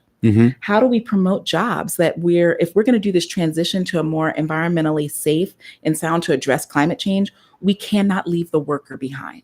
We have to do all of these things together, and that there's a pathway, and it's so like smart and inclusive of people. And this is what happens when we think about the community and the people as we're thinking about progress at the same time. Okay. Now, are you, children? Are you a mom? Or? I'm an aunt. So I got one niece and 3 nephews. Okay. So your mom. It was like, well, my brothers and their like mothers. I'm sure they're probably right, your mom. But because my little brother is 8 years younger than me. Okay. So I was 8, and he jokingly says, he's like, this is my second mama. Oh yeah, what I know, your mama. Sister. Yeah. Yeah, because my sister. Yeah, she that's my mama not here. My sister. She's I called her mama. My mom passed a couple years ago, and I last time I was with my sister, I called her mama. And it was just kind of like natural. I mean, I said, man, well, I miss my mama. Well, happy Mother's Day to everybody. Yes. Happy Mother's Day to everybody. I'm sorry to hear about your mama. Without a doubt. So you decided to get in. You decided to throw your hat in the political race. You wanted to make a change. You're tired of the status quo. Yes. Okay. So you want to make a change. That's a great. It takes a lot of courage. Maya Angelou teaches that the first virtue that you had to improve or build on is courage. It's courage. Obviously, you have courage. When you win, what's some of the things you want to accomplish as our next city council woman? Yeah. And I would be the first woman in my district to serve that district. Okay, great. If when we win. Yeah, when you win. Call it's tomorrow. Don't forget to vote, everybody. Tomorrow, 8 to 8. I want us to address the master plan. It sounds like it's this like dirty, gritty thing, but the master plan is what is basically shapes how we look at development in the future of the city. It's the thing that most people point to be like, oh, well, we have to do this because the master plan, that master plan hasn't been updated since 2010. Okay. What's the master? And I was like, let's think of what Omaha was in 2010 and where we are in 2021. I don't even have my car from 2010. Yeah, I mean, we should have the ability to adapt and adjust based off the time and the new technologies that. Well, but also the opportunities that we could create if we just updated. And then if we think about housing, currently the city doesn't even have a definition for affordable housing. So when we're all talking about that, we are struggling. We are 74,000 housing units short for people that need affordable housing. Man. And we don't even have a definition of what affordable housing is in this city. Right. So, and there's also not like technically there's the Omaha Housing Authority, but they get grants from the city. They are not a line item in the city budget. that we care about affordable housing, but the only people really doing it are is not investing in it in a sustainable, permanent way right now. Okay. Cool. Anything else that we didn't discuss? That any misperception that you want to talk about? Because people always want to put. I know you ran a positive campaign. I've never seen you put anything negative out. Is there anything else that you want to maybe address? I will address it.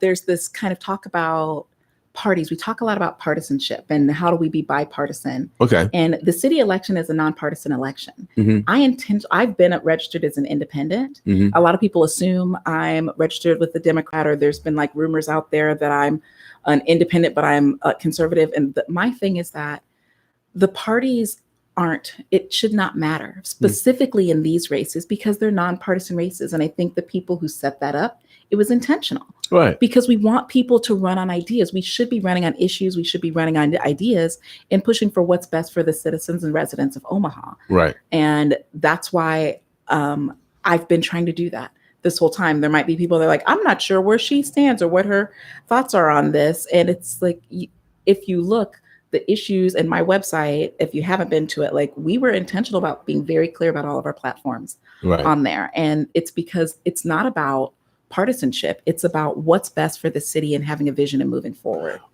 What's your website so people can, analyze and get to know you a little bit better? Yeah. So it's Cammy, CAMMY, the number 4, council, COUNCIL.com. Okay. All right. Now,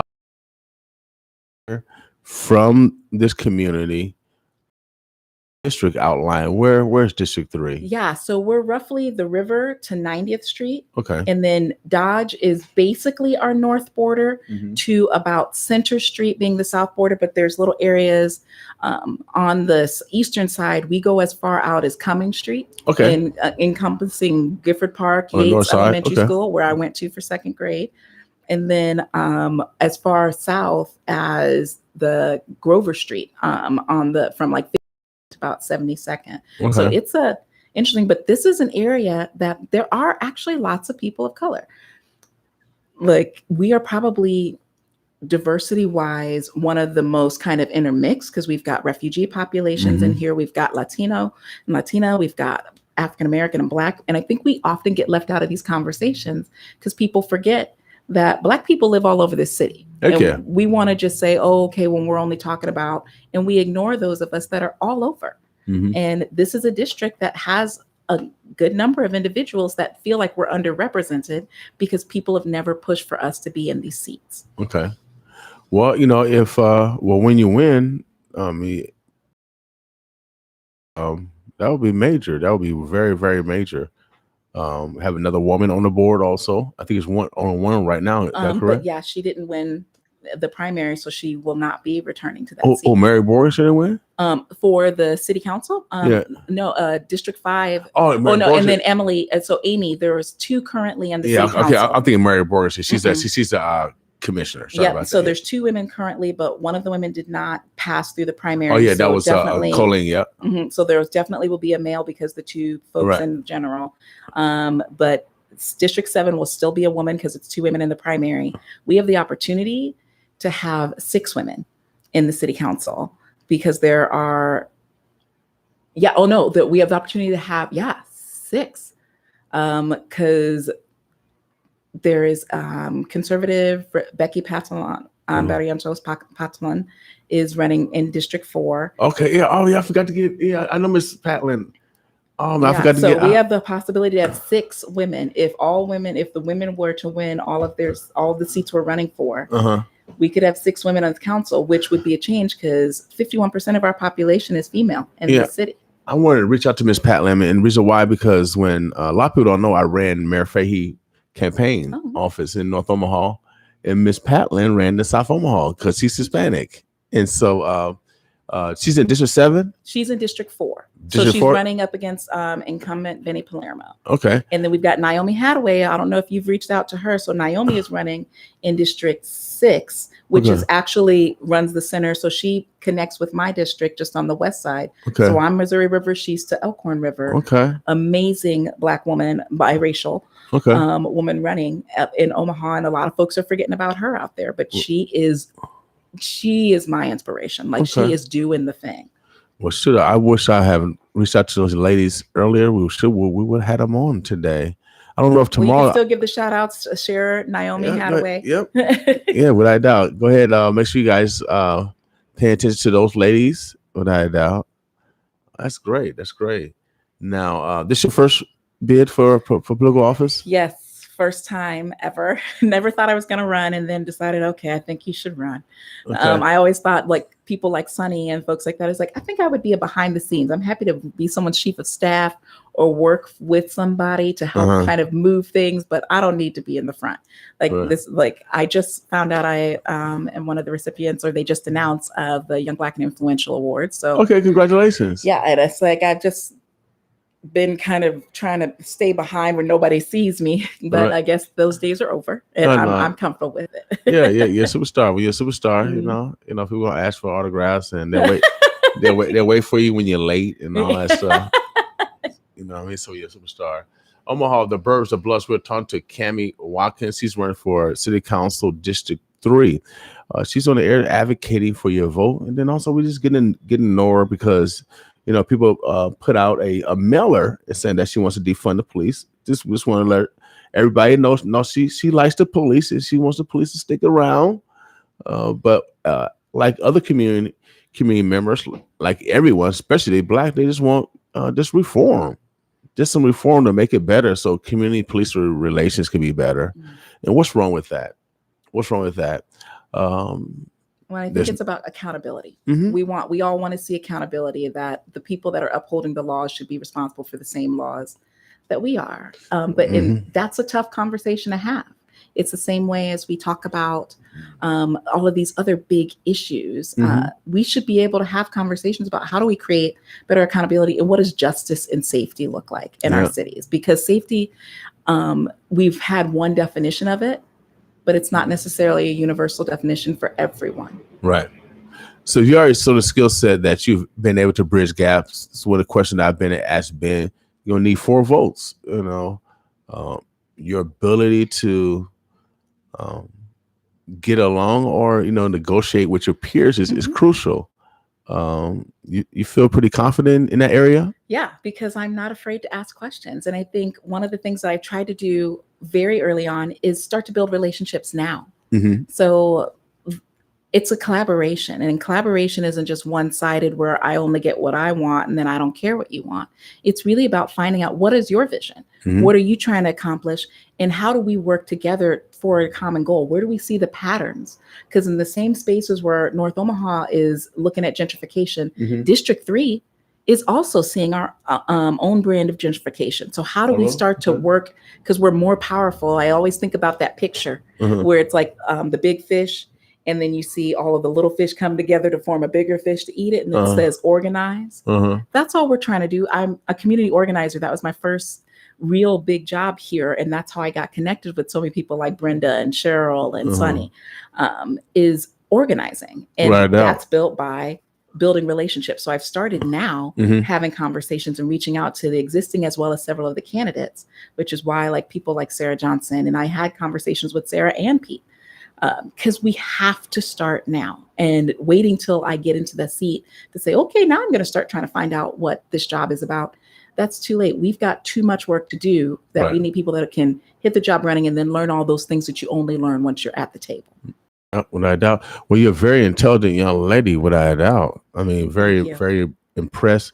I'm glad we had the chance to even have a candid conversation.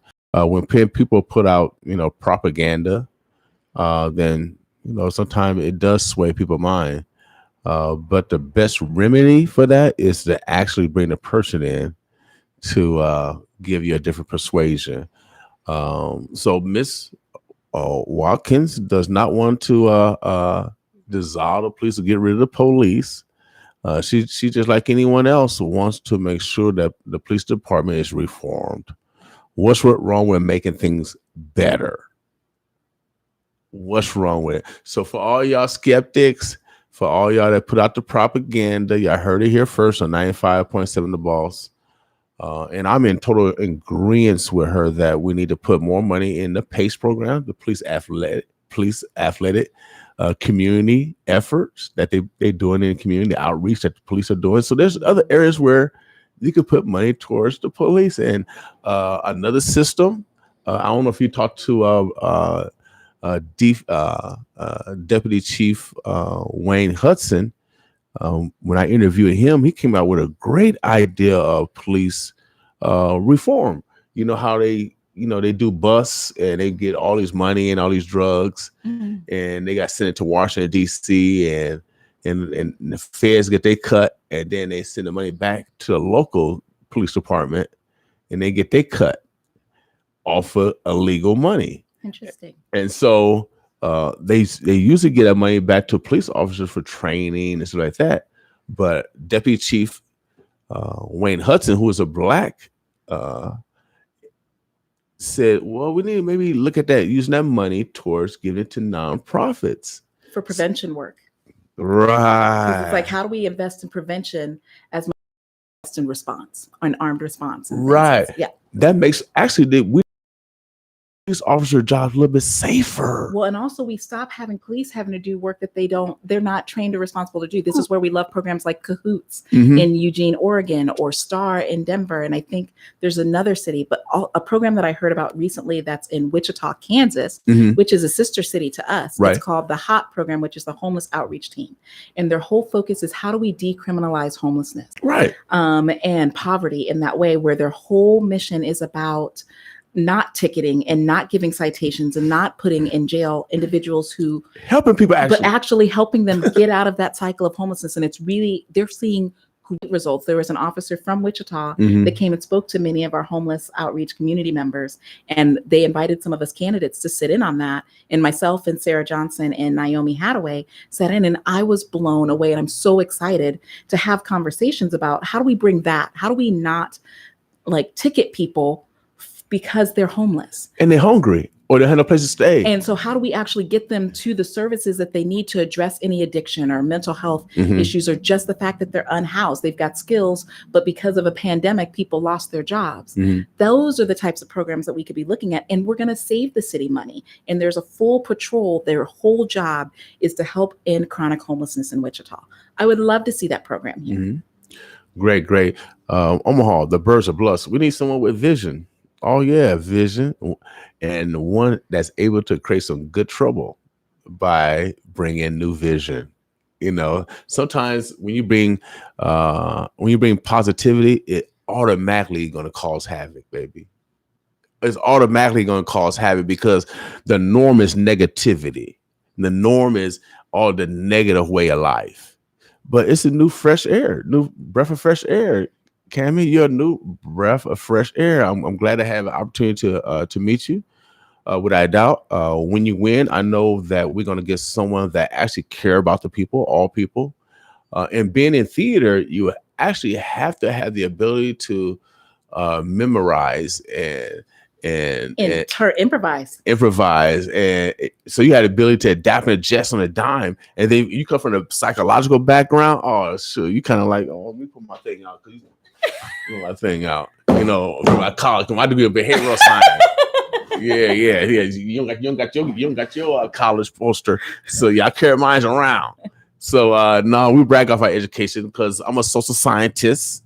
My degree is in behavioral science. I took ology, sociology, biology, historical geology, astrology, anthropology. What do you want? I know all ologies. Theology, what do you want? And so I'll brag off my education because my mother picked cotton for real. And she did it for free. And she couldn't read or write. So when I had to read to her, when I started learning how to read, shouts out to Miss Denton. When I first I got it. I know how to read now. So I was able to read to my mom. So I learned early in life that failure is not an option. Do you have that same spirit that failure is not an option? You have to be able to fail, but not be afraid to, because we don't grow or learn unless we do fail. And if you think about all the greatest minds and the greatest inventions, their first couple tries at it, they fail, but failure is not falling down. So it's when you fail, you can still keep moving. You fail forward. And this is something I've heard a lot of people talk about. How do we fail forward? Right now. And there's a difference between fail and failure. So I like the root words. Oh man, don't let me shout out to my English teacher. Yeah. And that education can be a pathway, but education isn't just always in a school. No, educational life. I talked about many lessons from my mother, the ethics that I learned, and the neighbors of actually loving thy neighbor. Those are the greatest lessons that I've learned. The academic levels, the academics came from the school, but the lessons of life came from my family and my neighbors. Sometimes through struggle. We've got kids that are systems impacted, and resilience in how we have looked past these. But that resilience, there is strength, there is like the tenacity in those things. So how do we like pull out and give power and share power to the individuals to bring about, because sometimes just the ability to move through the traumas that they've experienced gives them skill sets that I wouldn't be able to learn in a school. Without a doubt. Omaha, the birds, the bloods. We're talking to Cammy Watkins. She again is running for City Council District 3. She wants to change the world, but she wants to start with Omaha first. And I think that's a great thing to have. She is a native. She's an Omaha Packer state champion. And so she loved this community. And obviously she has the skill set to bring people together. We truly have to elect officials, leaders that can bring people together and aren't selfish in the ways that they legislate for one side of the community. We need different leadership. I've been advocating for that more women run for office. I think we need to have a different mindset on how we lead. Women are generally more compassionate. They're mothers. And so naturally they're more loving, they're more caring than men who are more selfish and who are warlike. And so that's just the difference between a man and a woman. And so we need more women, because I think they think a little bit more, they like thinking like a little bit more like Mr. Spock, especially when it comes in political reign. I think a little more calmer. I think they have a little more gratitude for their position than men. I think men get, I should have had this a long time ago, attitude. Well, I think everyone carries this feminine and masculine energy. And it's just kind of, where do you lean into? And we find that more feminine energy leaders, it's through empathy. Without a doubt. That we're like, there's more empathetic leadership. And what is this? And it's not sympathy where I just look at you and I look down upon, but it's like, I've had those, whether not this exact experience, but I've shared this experience or those perspectives or those feelings, and I want to work with you. Without a doubt. And empathy means you have the ability to put yourself in someone else's shoes and look at experience from their perspective. Women are great at that. I think we need more of that, because right now, Black people are saying we need this, and we need this, but there's no empathy, because their perception is, well, y'all should pull yourself by laws against us. You got laws against us. There's a history. Yeah. Y'all got laws against us. Remember, y'all brought us over here in chains. Remember. So I remind them here at 95.7 The Boss, we don't participate in the ignorance, and we need this whole community to help us out for sure. We're all responsible, especially if we call ourselves so-called Christians or Muslims or whatever God you bow down to. Yeah, and it's not just around the individual. I think we've individualized it, and we've tried to just say it's just these folks, but there's personal choice. Absolutely. But when you look at the choices being limited by the systems that have shaped what those choices are, there's opportunities that are reduced. So then some individuals feel like their choices are so limited, and those choices aren't positive for the society as a whole. So we have to shift away from this individual blaming and start looking at what are these ecosystems that have created the space, and then address that. Right. And then we can start working with people of how do we look at the choices that we make, or actually helping people have more choice and access and opportunity to move through these systems better. Great. Cammy, is there anything else that we didn't discuss today that you want to get across? Great. Thank you so much. I No appreciate problem. it. No problem. I wanted to make sure that we highlight you in a different character based off of their depiction on a flyer. I just want to come and show you beauty live and live in color. Thank you. You know what I mean? They try to make you look all dark. I'm dark. She ain't that dark, y'all. Trying to make the flyer look all dark. I'm black. I'm black. They call me darkness. And even if I was dark, that's still okay. Like, we're not going to participate in colorism here. You're beautiful. Your melanin is beautiful. It can pop it. But I'm dark. If you want to call somebody black, I call this guy. I was refereeing the other day. No, I was announcing the game. I call him Dark Shadow because he was dark. I said sometimes you see him, sometimes you don't. Black is beautiful. Your black is beautiful. My black is beautiful. Hey, you gotta put smiles on people's faces. You gotta put smiles on people's faces, without a doubt. Omaha, the birds of blood. We are talking again to Cammy Watkins. How can they get in contact with your campaign? Yeah, so website, we've got all sorts of things on there. The email address is hello@ and then Cammy, the number 4council.com. So It's the same as the website address, but all of those are on there. Campaign phone number is on there. Lots of information. Definitely please check that out. And if you can't get to the website, if you're not online, and phone number is 402-431-2042. So you can call us because I know not everybody has access to that. And so if you want to reach out to us, we're going to be a little busy today and tomorrow. full disclosure. So we're just trying to win this campaign. So stand focused on the prize right now. Before we get out of here, criminal justice. You got anything to talk about criminal justice? You know, they got the juvenile justice system.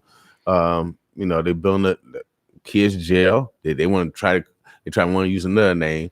And then also we got the state penitentiary. They want to build another prison. Because we're talking about that's overcrowded. I think we've got a lot more better ideas. How do we reduce the prison population?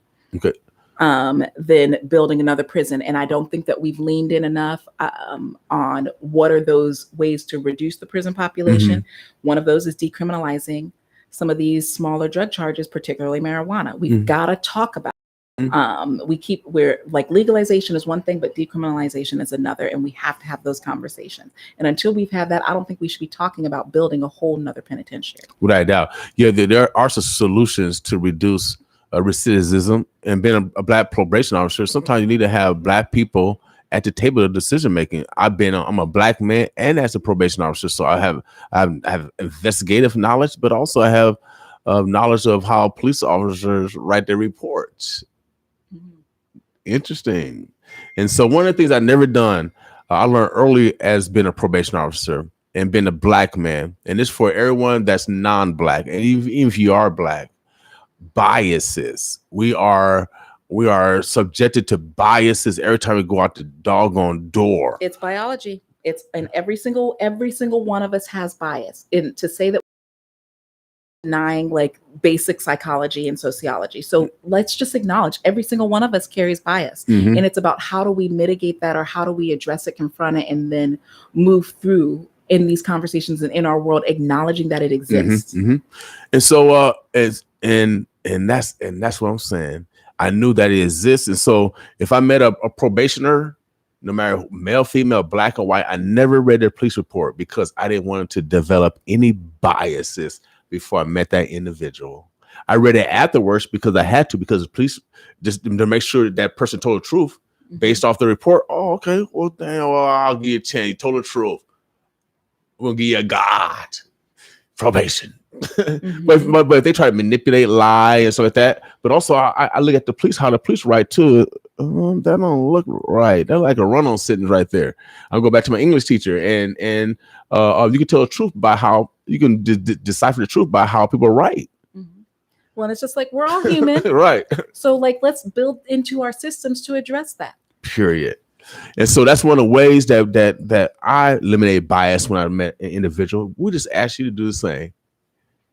When we walk in the door, don't label a bias, because I might be I'm a business owner, man. I own an internet company, man.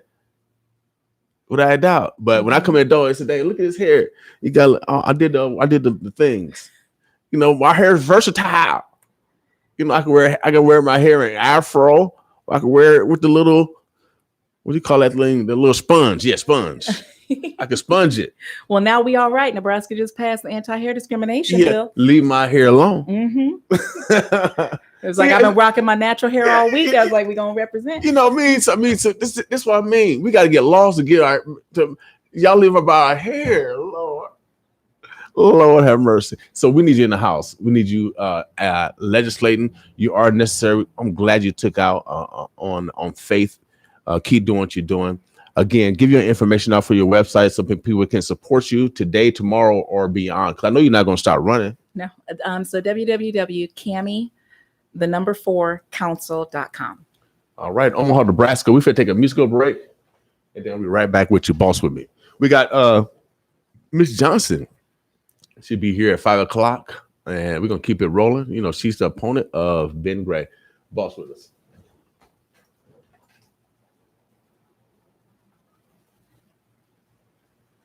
Hear you crying, struggling, trying to get through this time.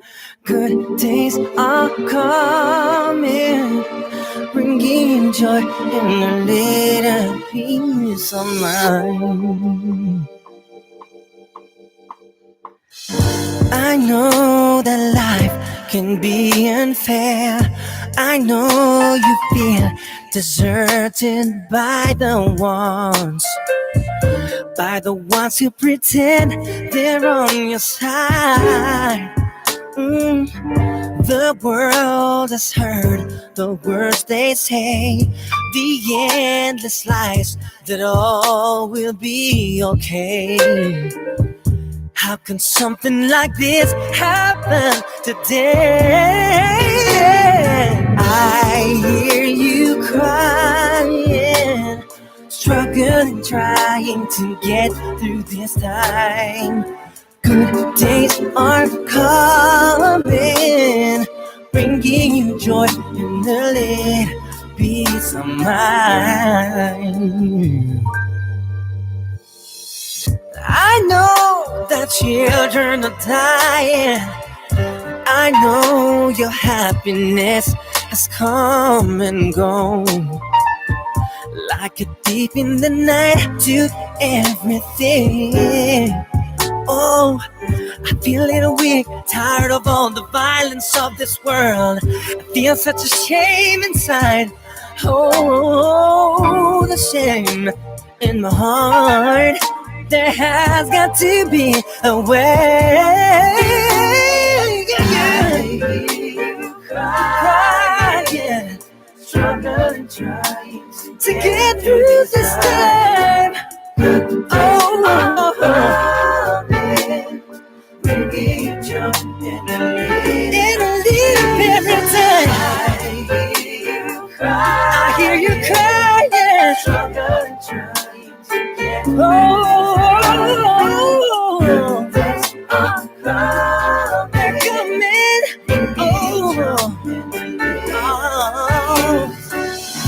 People watching their dreams fall apart, screaming to you with all their heart. I'm alive, but our leaders can't be found. People pray with strength, wanting only to live again. When and where, I don't care. It is time to tell the truth. I hear you crying.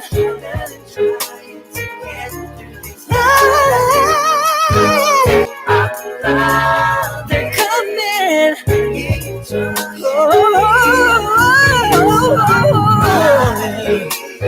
I hear you crying.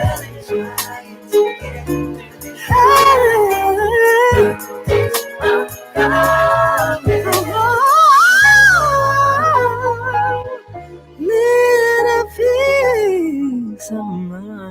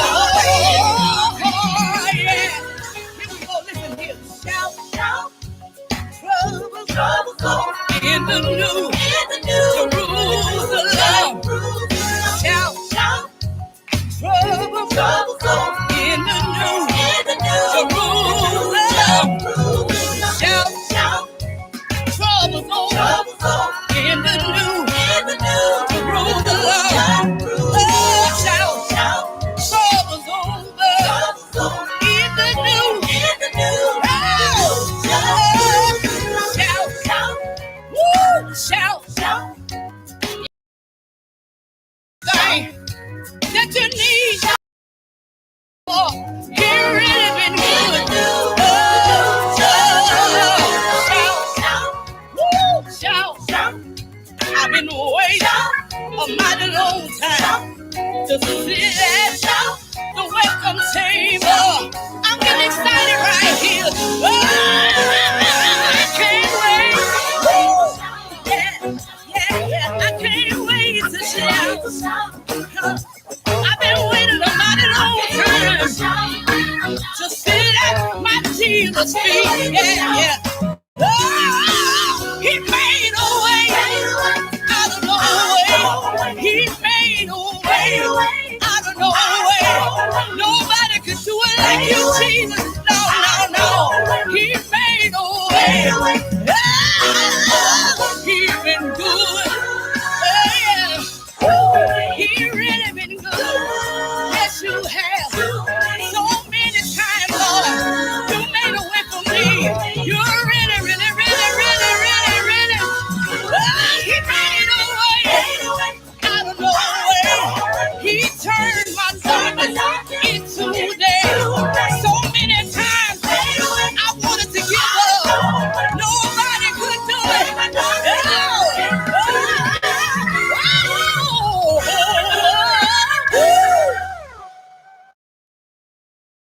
The first concert.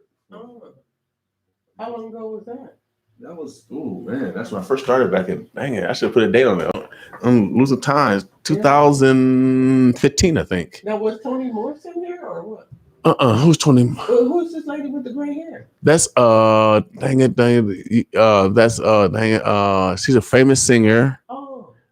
Dang it, Lord. Carol Rogers. Yeah, Carol Rogers. Wow. Yeah.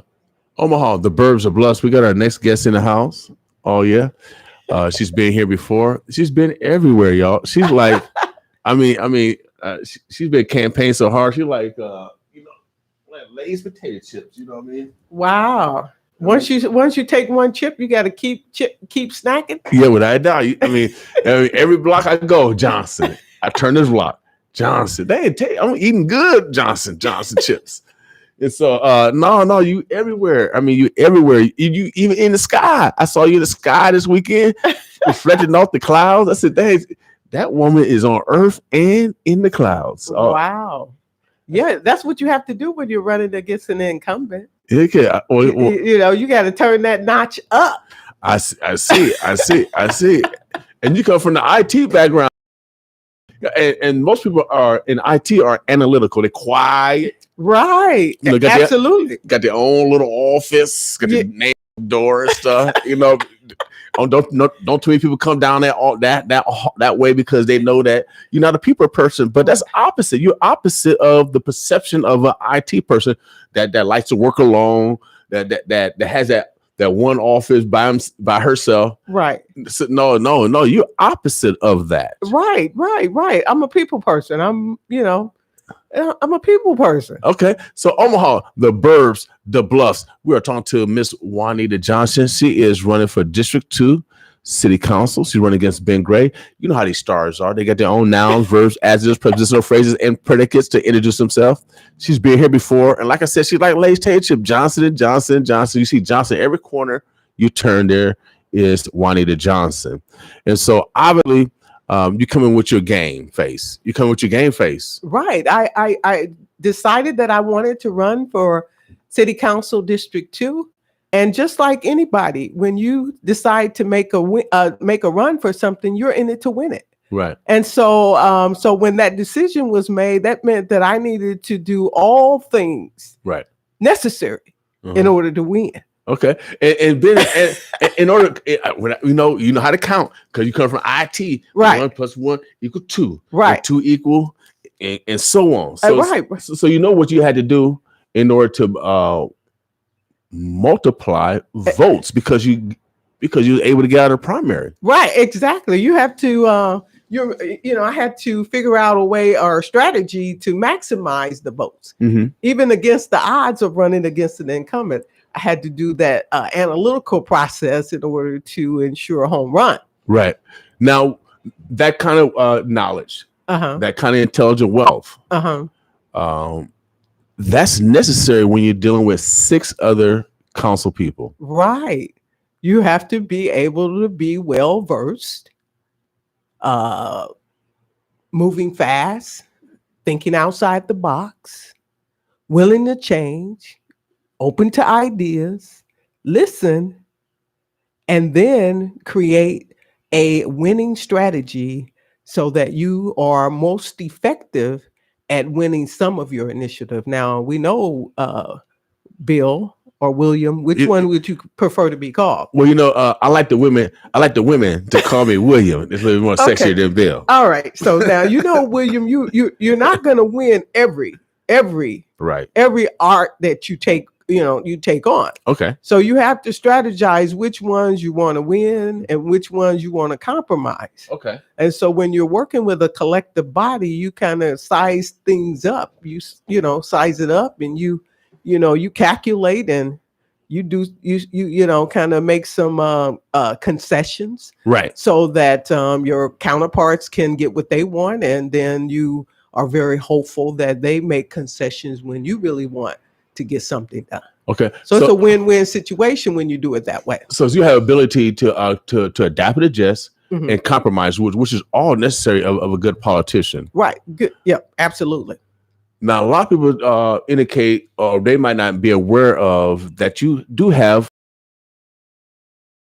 structure experience. Right. I was a member of Blacks in Government in 1993. In fact, our first United States Marshal, Cleveland Bond, was the person that introduced me to Blacks in Government. He was right here in Omaha, Nebraska. He was appointed by Bill Clinton. And I went to a Blacks in Government conference in St. Louis. And I saw all these. For the first time in my life, I saw 4,000 professional African-American people all working for the government. And wow, was that a sight to be seen. Right. And so the rest is history. I've been with that organization since 1993. I've learned a lot. We have annual conferences. We receive extensive training for a week from 8 to 4. We have several departmental heads from various government departments that provide sessions. We also have other training such as skill building, budgeting. The sky is the limit in terms of what we have access to in terms of learning. And just imagine doing that on an annual basis. That has provided me with a wealth of knowledge as it relates to city government. Okay, cool. I just want to let people know your history. Let's backtrack even further.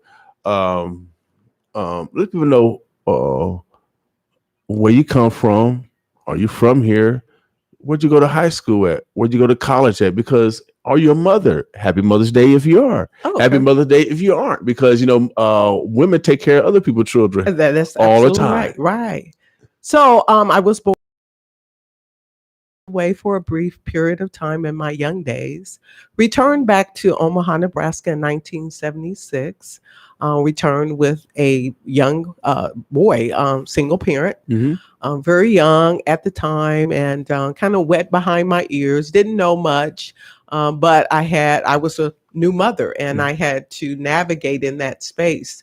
And so the community helped me navigate, and I was able to high school diploma, being a GED, because my son was ill, and the school system didn't really afford me the opportunity to go to school, although my school academic situation was very high. But my attendance was low because my son was ill. So I had to go to school and complete my degree in a non-traditional format. And so I did. So that allowed me to obtain a job at a very early age at 16. I started working at a blood bank, and I stayed there for about 25 years. Started at an entry-level position, ended up as a general manager, moved from that position, started working at Mutual. There, I learned about all the various insurance policies, so I have extensive knowledge in insurance. Then went and obtained my bachelor's degree in business. While I was at the blood bank, I self-taught myself how to build computers, which we talked about last time, and how I was able to get surplus material and then refurbish computers and then introduce them back here in District 2 to the underserved community. Anyway, moving fast forward, finished my bachelor's degree, and then went to work for a Fortune 500 company, transportation, and I've been there for about 15 years. Initially, I started off in a union job, and now I'm in a management job in the IT department. Okay. Where'd you go to college at? Bellevue University. To the Bruins. Yeah, currently working on my master's degree. Okay. Early congratulations. Thank you. All right. Bellevue, without a doubt. That's a great school over there. I love Bellevue College. Right here, right in our community, that provide great education. We used to play basketball. Kill them though. Yeah, that's to kill them. But Metro, I did have a little stint at Metro. Yeah, I went to Metro got on their dean's list. Oh, really? So you smart then? Yeah, got on their dean's list while I was traveling through that college maze. Okay. Y'all, she's smart, y'all. We can. I'm be looking over at her test. Okay. Oh, that's it. She marked the A on number 5, y'all. Omaha diverse. The Bluffs, we're gonna have kind of conversation with Miss Johnson. She is bidden to become the new city councilwoman for District 2. She's been here before. You know who she is. I mean, like, jokingly, like I said, she is a mad campaigner. She has ran an excellent campaign. It's been positive. Yeah. But the main thing, if everyone noticed what I did during my campaign, I wanted everyone in District 2 to understand that the sky is the limit, that we all have the possibility of achieving anything we want. Right. And so that's why I introduced the mobile van car rally that we had back in the primary, and also during the general. We had a mobile car van where we caravan, where we went throughout District 2, right, sending the message, hey, Juanita Johnson, City Council. I heard y'all pull up in Carl Lake. We pulled up in Carl Lake on several events. Yeah. I heard that pull up. So y'all turned Carl Lake out. Turned it out, but we wanted for District 2 to understand innovation. Right. It was innovation. Right.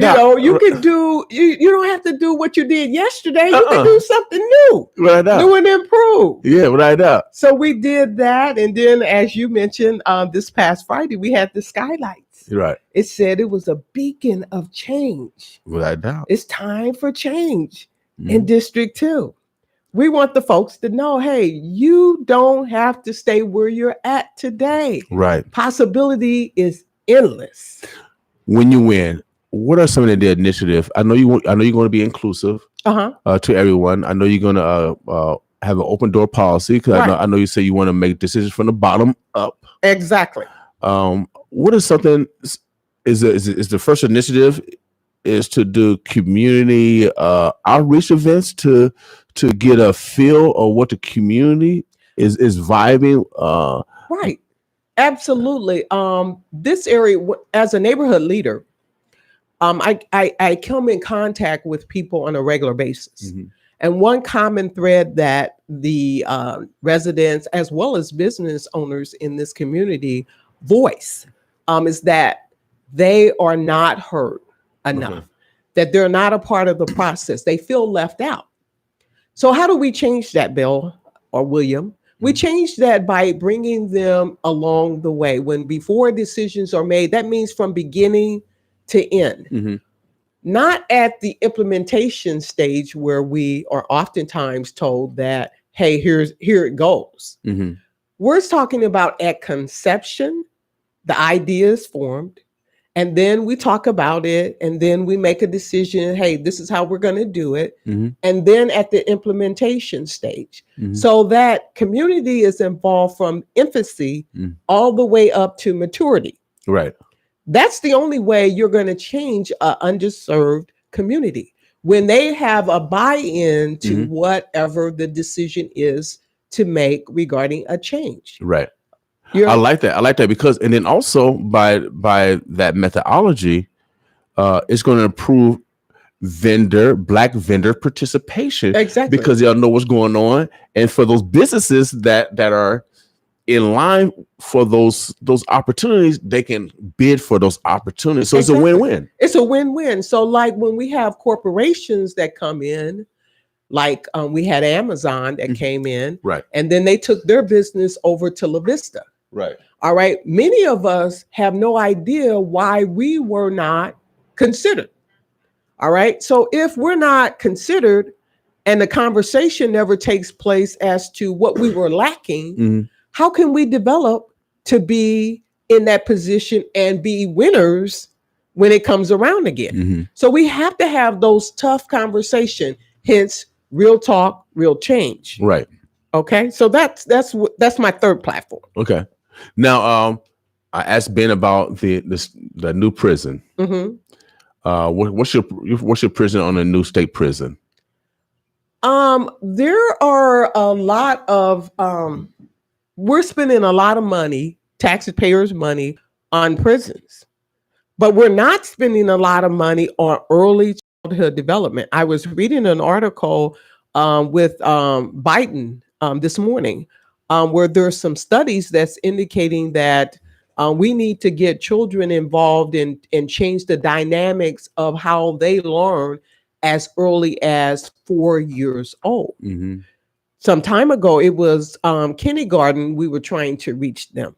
But now they're finding out that they need to be reached even earlier than that. We're talking 4 years old. Now, if we look at kids today, and we compare and contrast when we were their age, say you were 4 or 5 years old some time ago, and you look at a child now that's 4 or 5 years old, we would have to agree that they are more advanced than you and I. Yeah. So you see what I'm saying? So they're equipped and their learning capacity is deeper than when we were growing up. So we have to catch the children while they're young.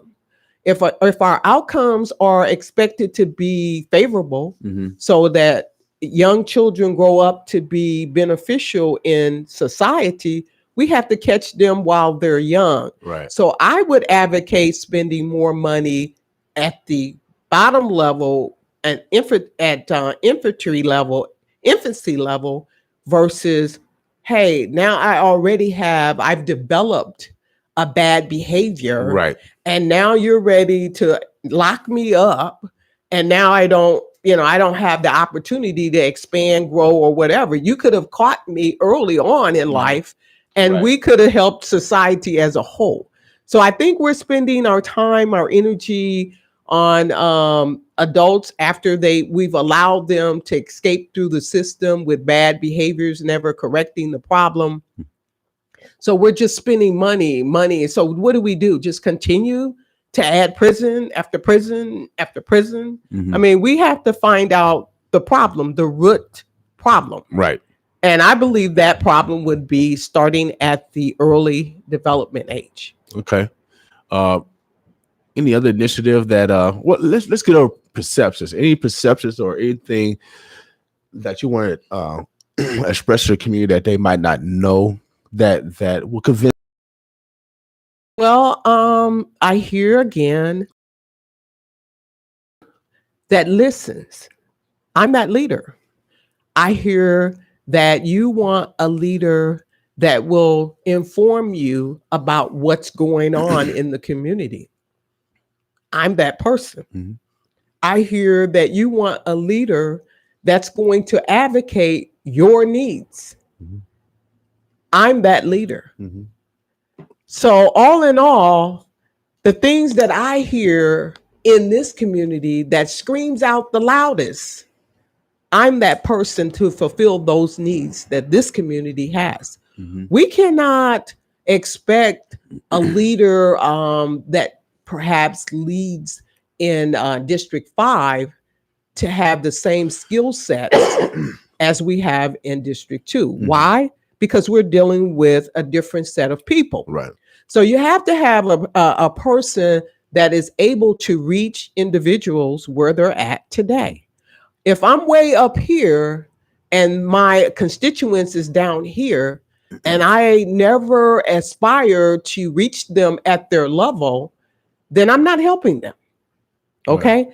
I'm a person that, again, I'm in the IT.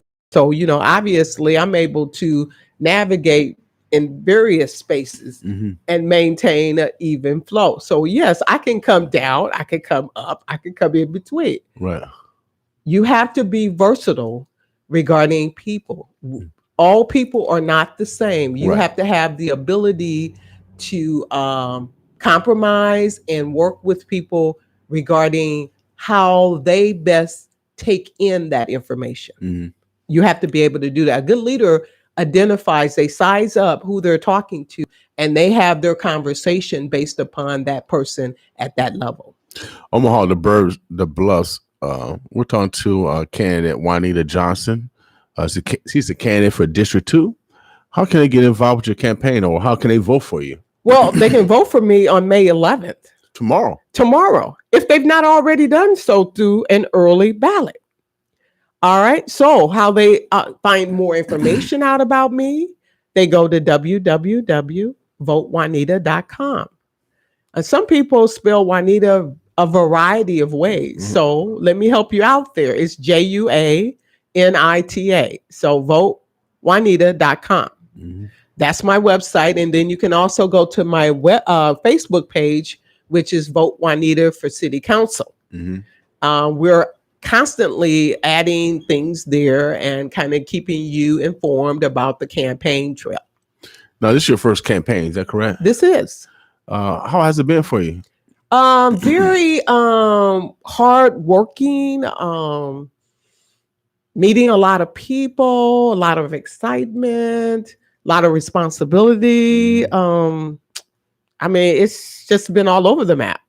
You came out of primary pretty close. Yeah. I thought. You won second between first of all, the night before you were in third place. Right. You mean when the first release of numbers came out? Yes. And then by victorious. Well, by 11 o'clock that night, I was victorious. By 11? Okay. Okay. For those that woke up in the morning like myself, I go to bed early. Okay. But you was down. You're down third, and then but when you woke up, you was number 2. Okay. Which how did that make you feel? Validation from your peers and from voters, especially running for the first time, running your first campaign. But what would you say to a young lady? Because I think we need more women to run for office to balance out the decision making. What would you say to a young lady that, just like you? You just like them, first timer, right? You feel that you needed to be part of the change versus sitting on that line versus allowing other people to change. Right. What advice would you give someone a newbie that may believe that I can't win, but you was able to get over that hump, use that little train? I think that little choo-choo train. Yeah. Well, I'm gonna be honest with you. I would remember that night. It was like 9 o'clock or 8:30 or whatever. And my campaign team, we saw the number. I was in third, as you indicated.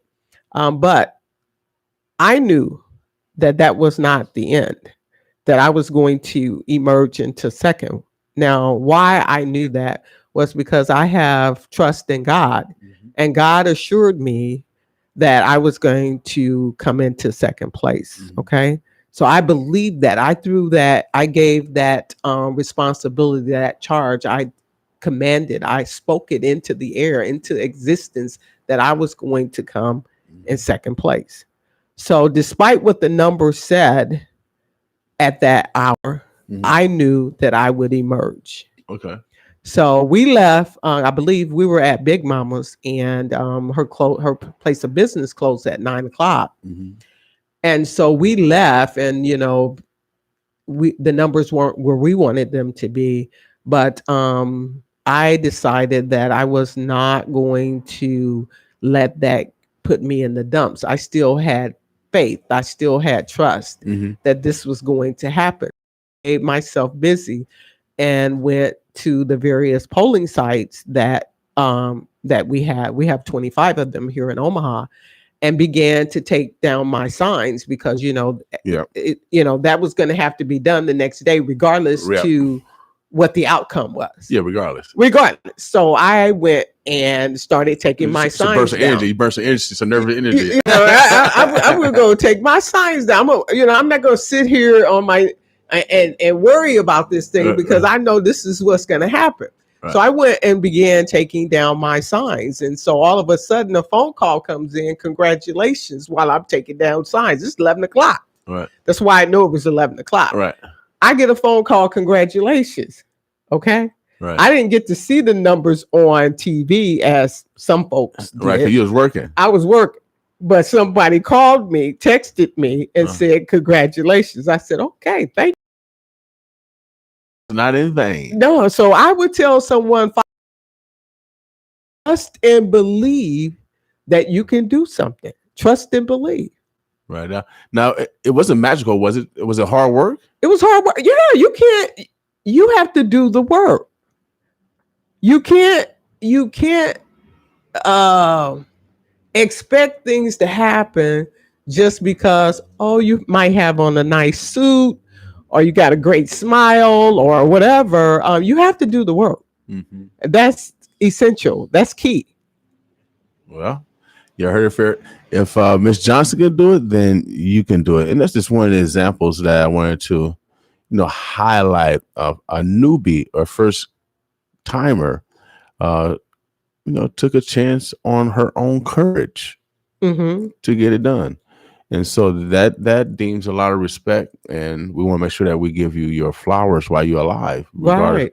Win, lose, or draw, because there's not a lot of people that take chances on doing things. Yeah, running for anything. And when you run for office and you feel, vulnerable because you got to depend on other people to vote for you. You have no control over it. Yeah, you don't. I don't like that. So at all. I don't like that. That's the day they don't like me. Wow. But see, I also so you can give up that control and it's kind of like how you fall backwards and somebody catch you. Right. You have to relinquish. Once you say you're going to do something, you have to trust and believe that it's going to happen. Now, also to that end, remember I said I worked about 30 years at a blood bank. Right. Okay. So I've been a servant leader for a long time. That means that more than likely, I probably know quite a bit of people that live in District 2 just based upon my days at the blood bank. Right. Okay.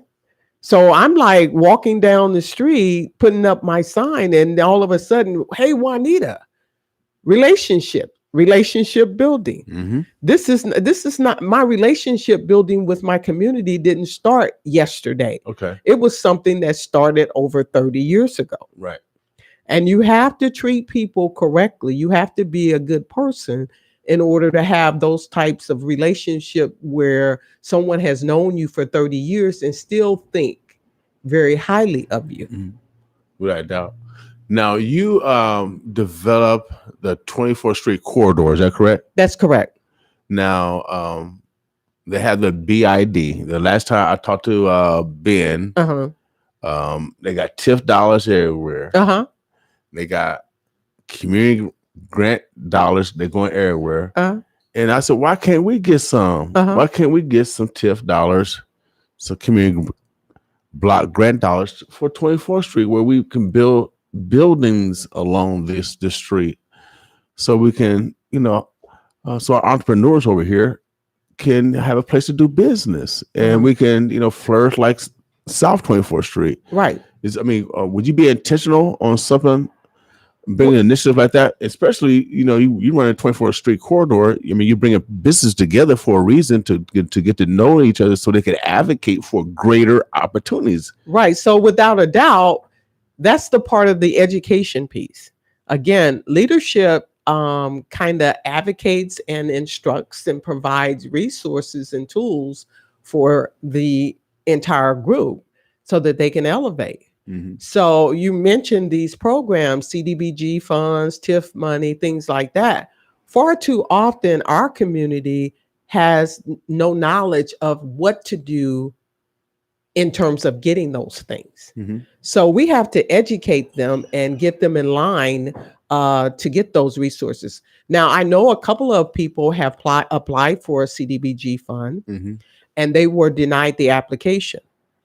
But when you're denied an application, it's important for you as an individual to have an interview to ask why you didn't get the application, you didn't get the award. Right. All right. Why you want to do that is because you want to be successful on the next shot out. Right. Okay. So sometimes we get discouraged when we're told no the first time and we walk away and give up. And we give up. Okay. So we need to understand what was it that I didn't have, or what is it that I need in order to assure that bid or assure that grant. Right. We have to be able to accept rejection and accept it as a learning curve that, hey, today I was denied, but tomorrow I'm going to get, because I'm going to learn from this one and I'm going to put in my next application and build upon what my failures were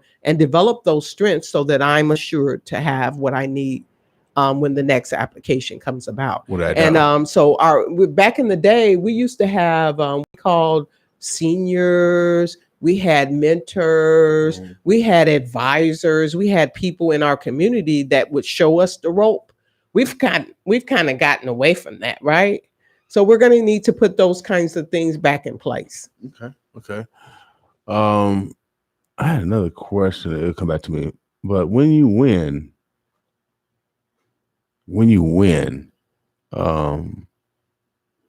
what's some initiative that you want to start in your first 100 days? Is it relationship building, getting to know your council members, or do you have some legislation already ready to to negotiate with your colleagues to get passed for North Omaha? And I want to relate it back to the 24th Street area, because again, that's the lowest hanging fruit where we can develop commerce. Right. So during my first 100 days, I would first start off with understanding the roles and responsibility of a city council person. Mm-hmm. That's number one. Number two would be to understand my coworkers, which is the other council members, who ultimately she's our boss. I mean, she or he, whoever wins the election, they're the boss. So I've got to deal with those two factors first.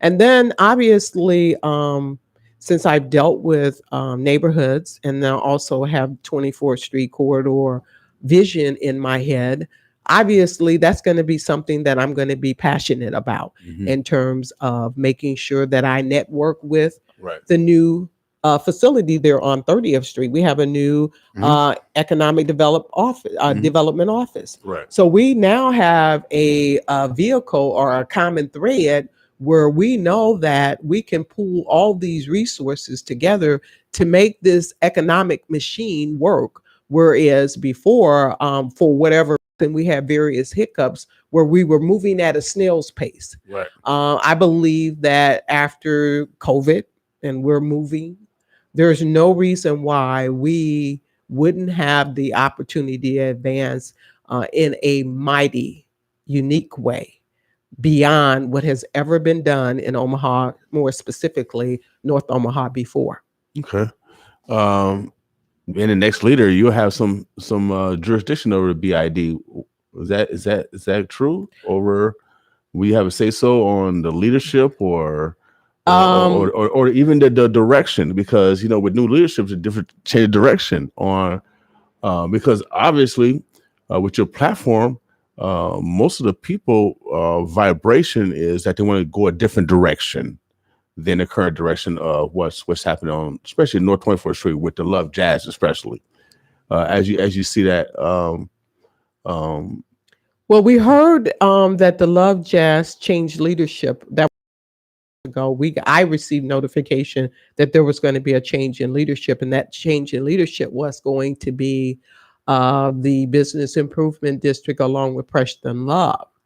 But I believe about all that's out the window, didn't it?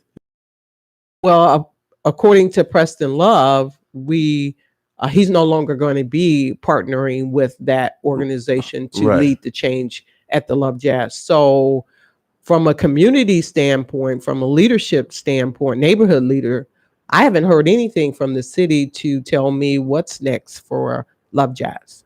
Are they going to take that? I heard they're going to take the name off of there. I mean, that would be a slap in the Love or Preston Love face. I mean, he's the one of the patriarchs of music around here.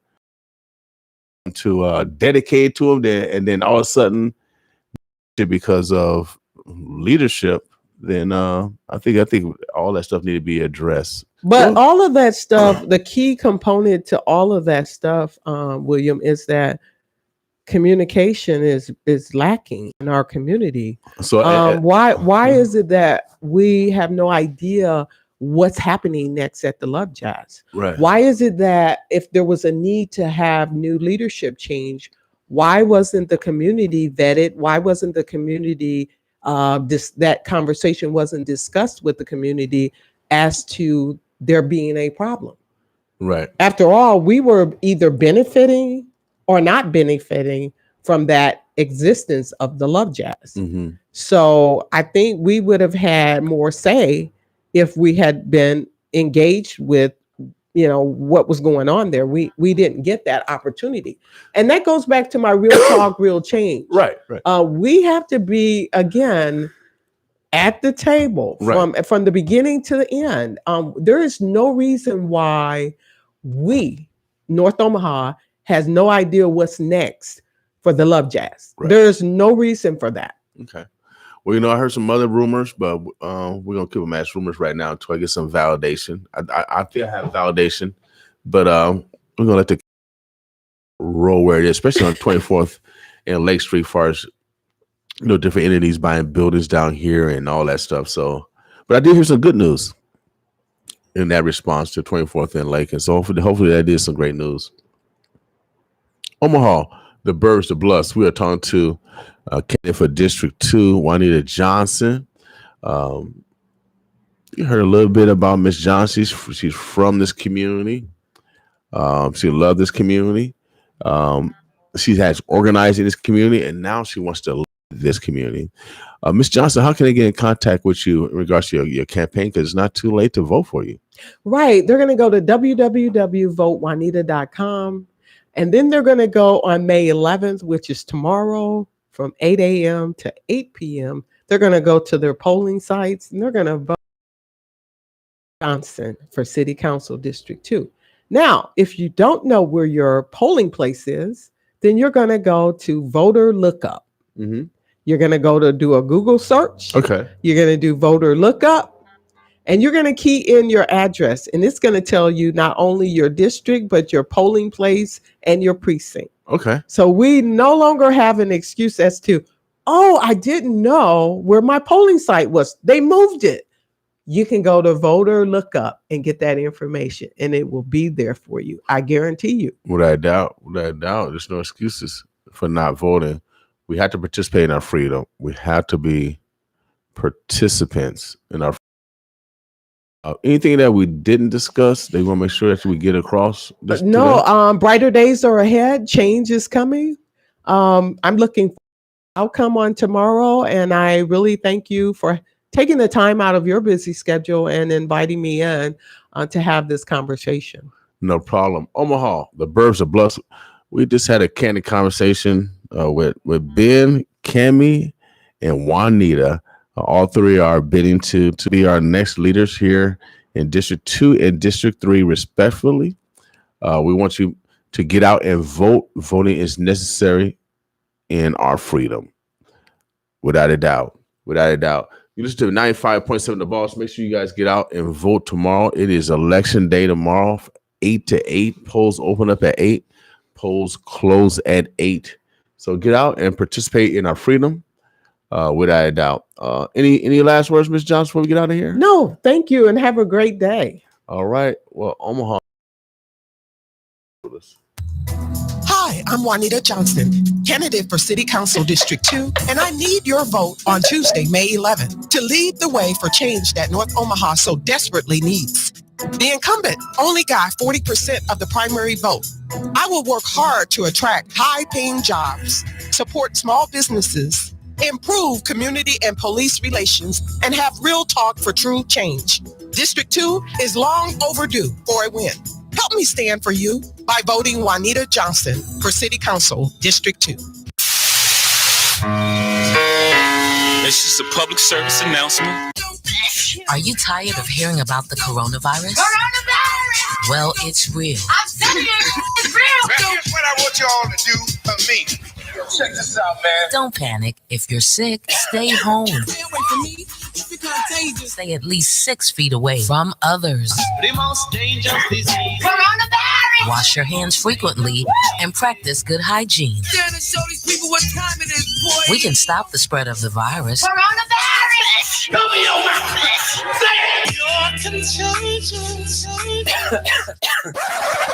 So stay home. Stop the spread. Save lives. Most importantly, let's check on our elderly. Word up. You ain't going out like that. We're here to keep you informed. Coronavirus. In the meantime, let's take care of ourselves and each other.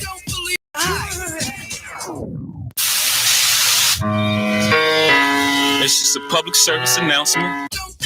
Are you tired of hearing about the coronavirus? Well, it's real. I'm telling you, it's real. Now here's what I want you all to do for me.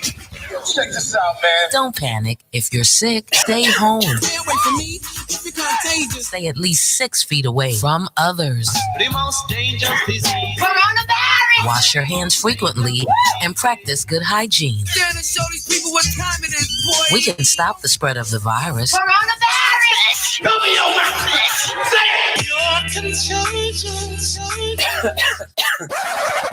So stay home. Stop the spread. Save lives. Most importantly, let's check on our elderly. Word up. You ain't going out like that. We're here to keep you informed. Coronavirus. In the meantime, let's take care of ourselves and each other. Do your part. Protect the village. By following these 3 simple guidelines, we can help slow the spread of COVID-19 in our community. 1. Wear your face mask when you are around others.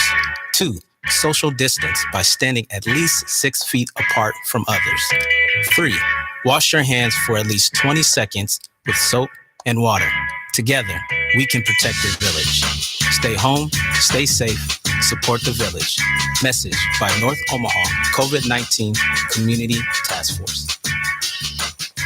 Freedomtainment presents the Omaha Freedom Festival, Saturday, June 19th.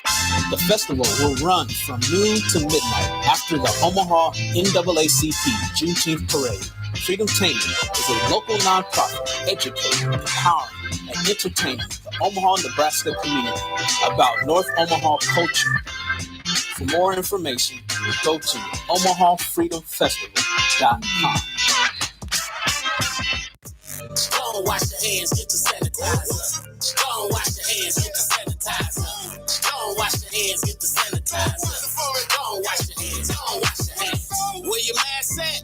Put your mask on. If it's too lit, I just stay at home. Catching COVID-19, you'll be dead wrong. Keep it 6 feet, you be dead gone. I can't move without that mask, it's the same song. Every store I go into, gotta have it on. Yeah, the store empty, but the line long. Trying to use the soap, but it's all phone. It's a deadly virus, better pay attention. People out here dying, y'all better listen. Upper respiratory problems, even chest pain. It don't don't discriminate. This is not a race thing.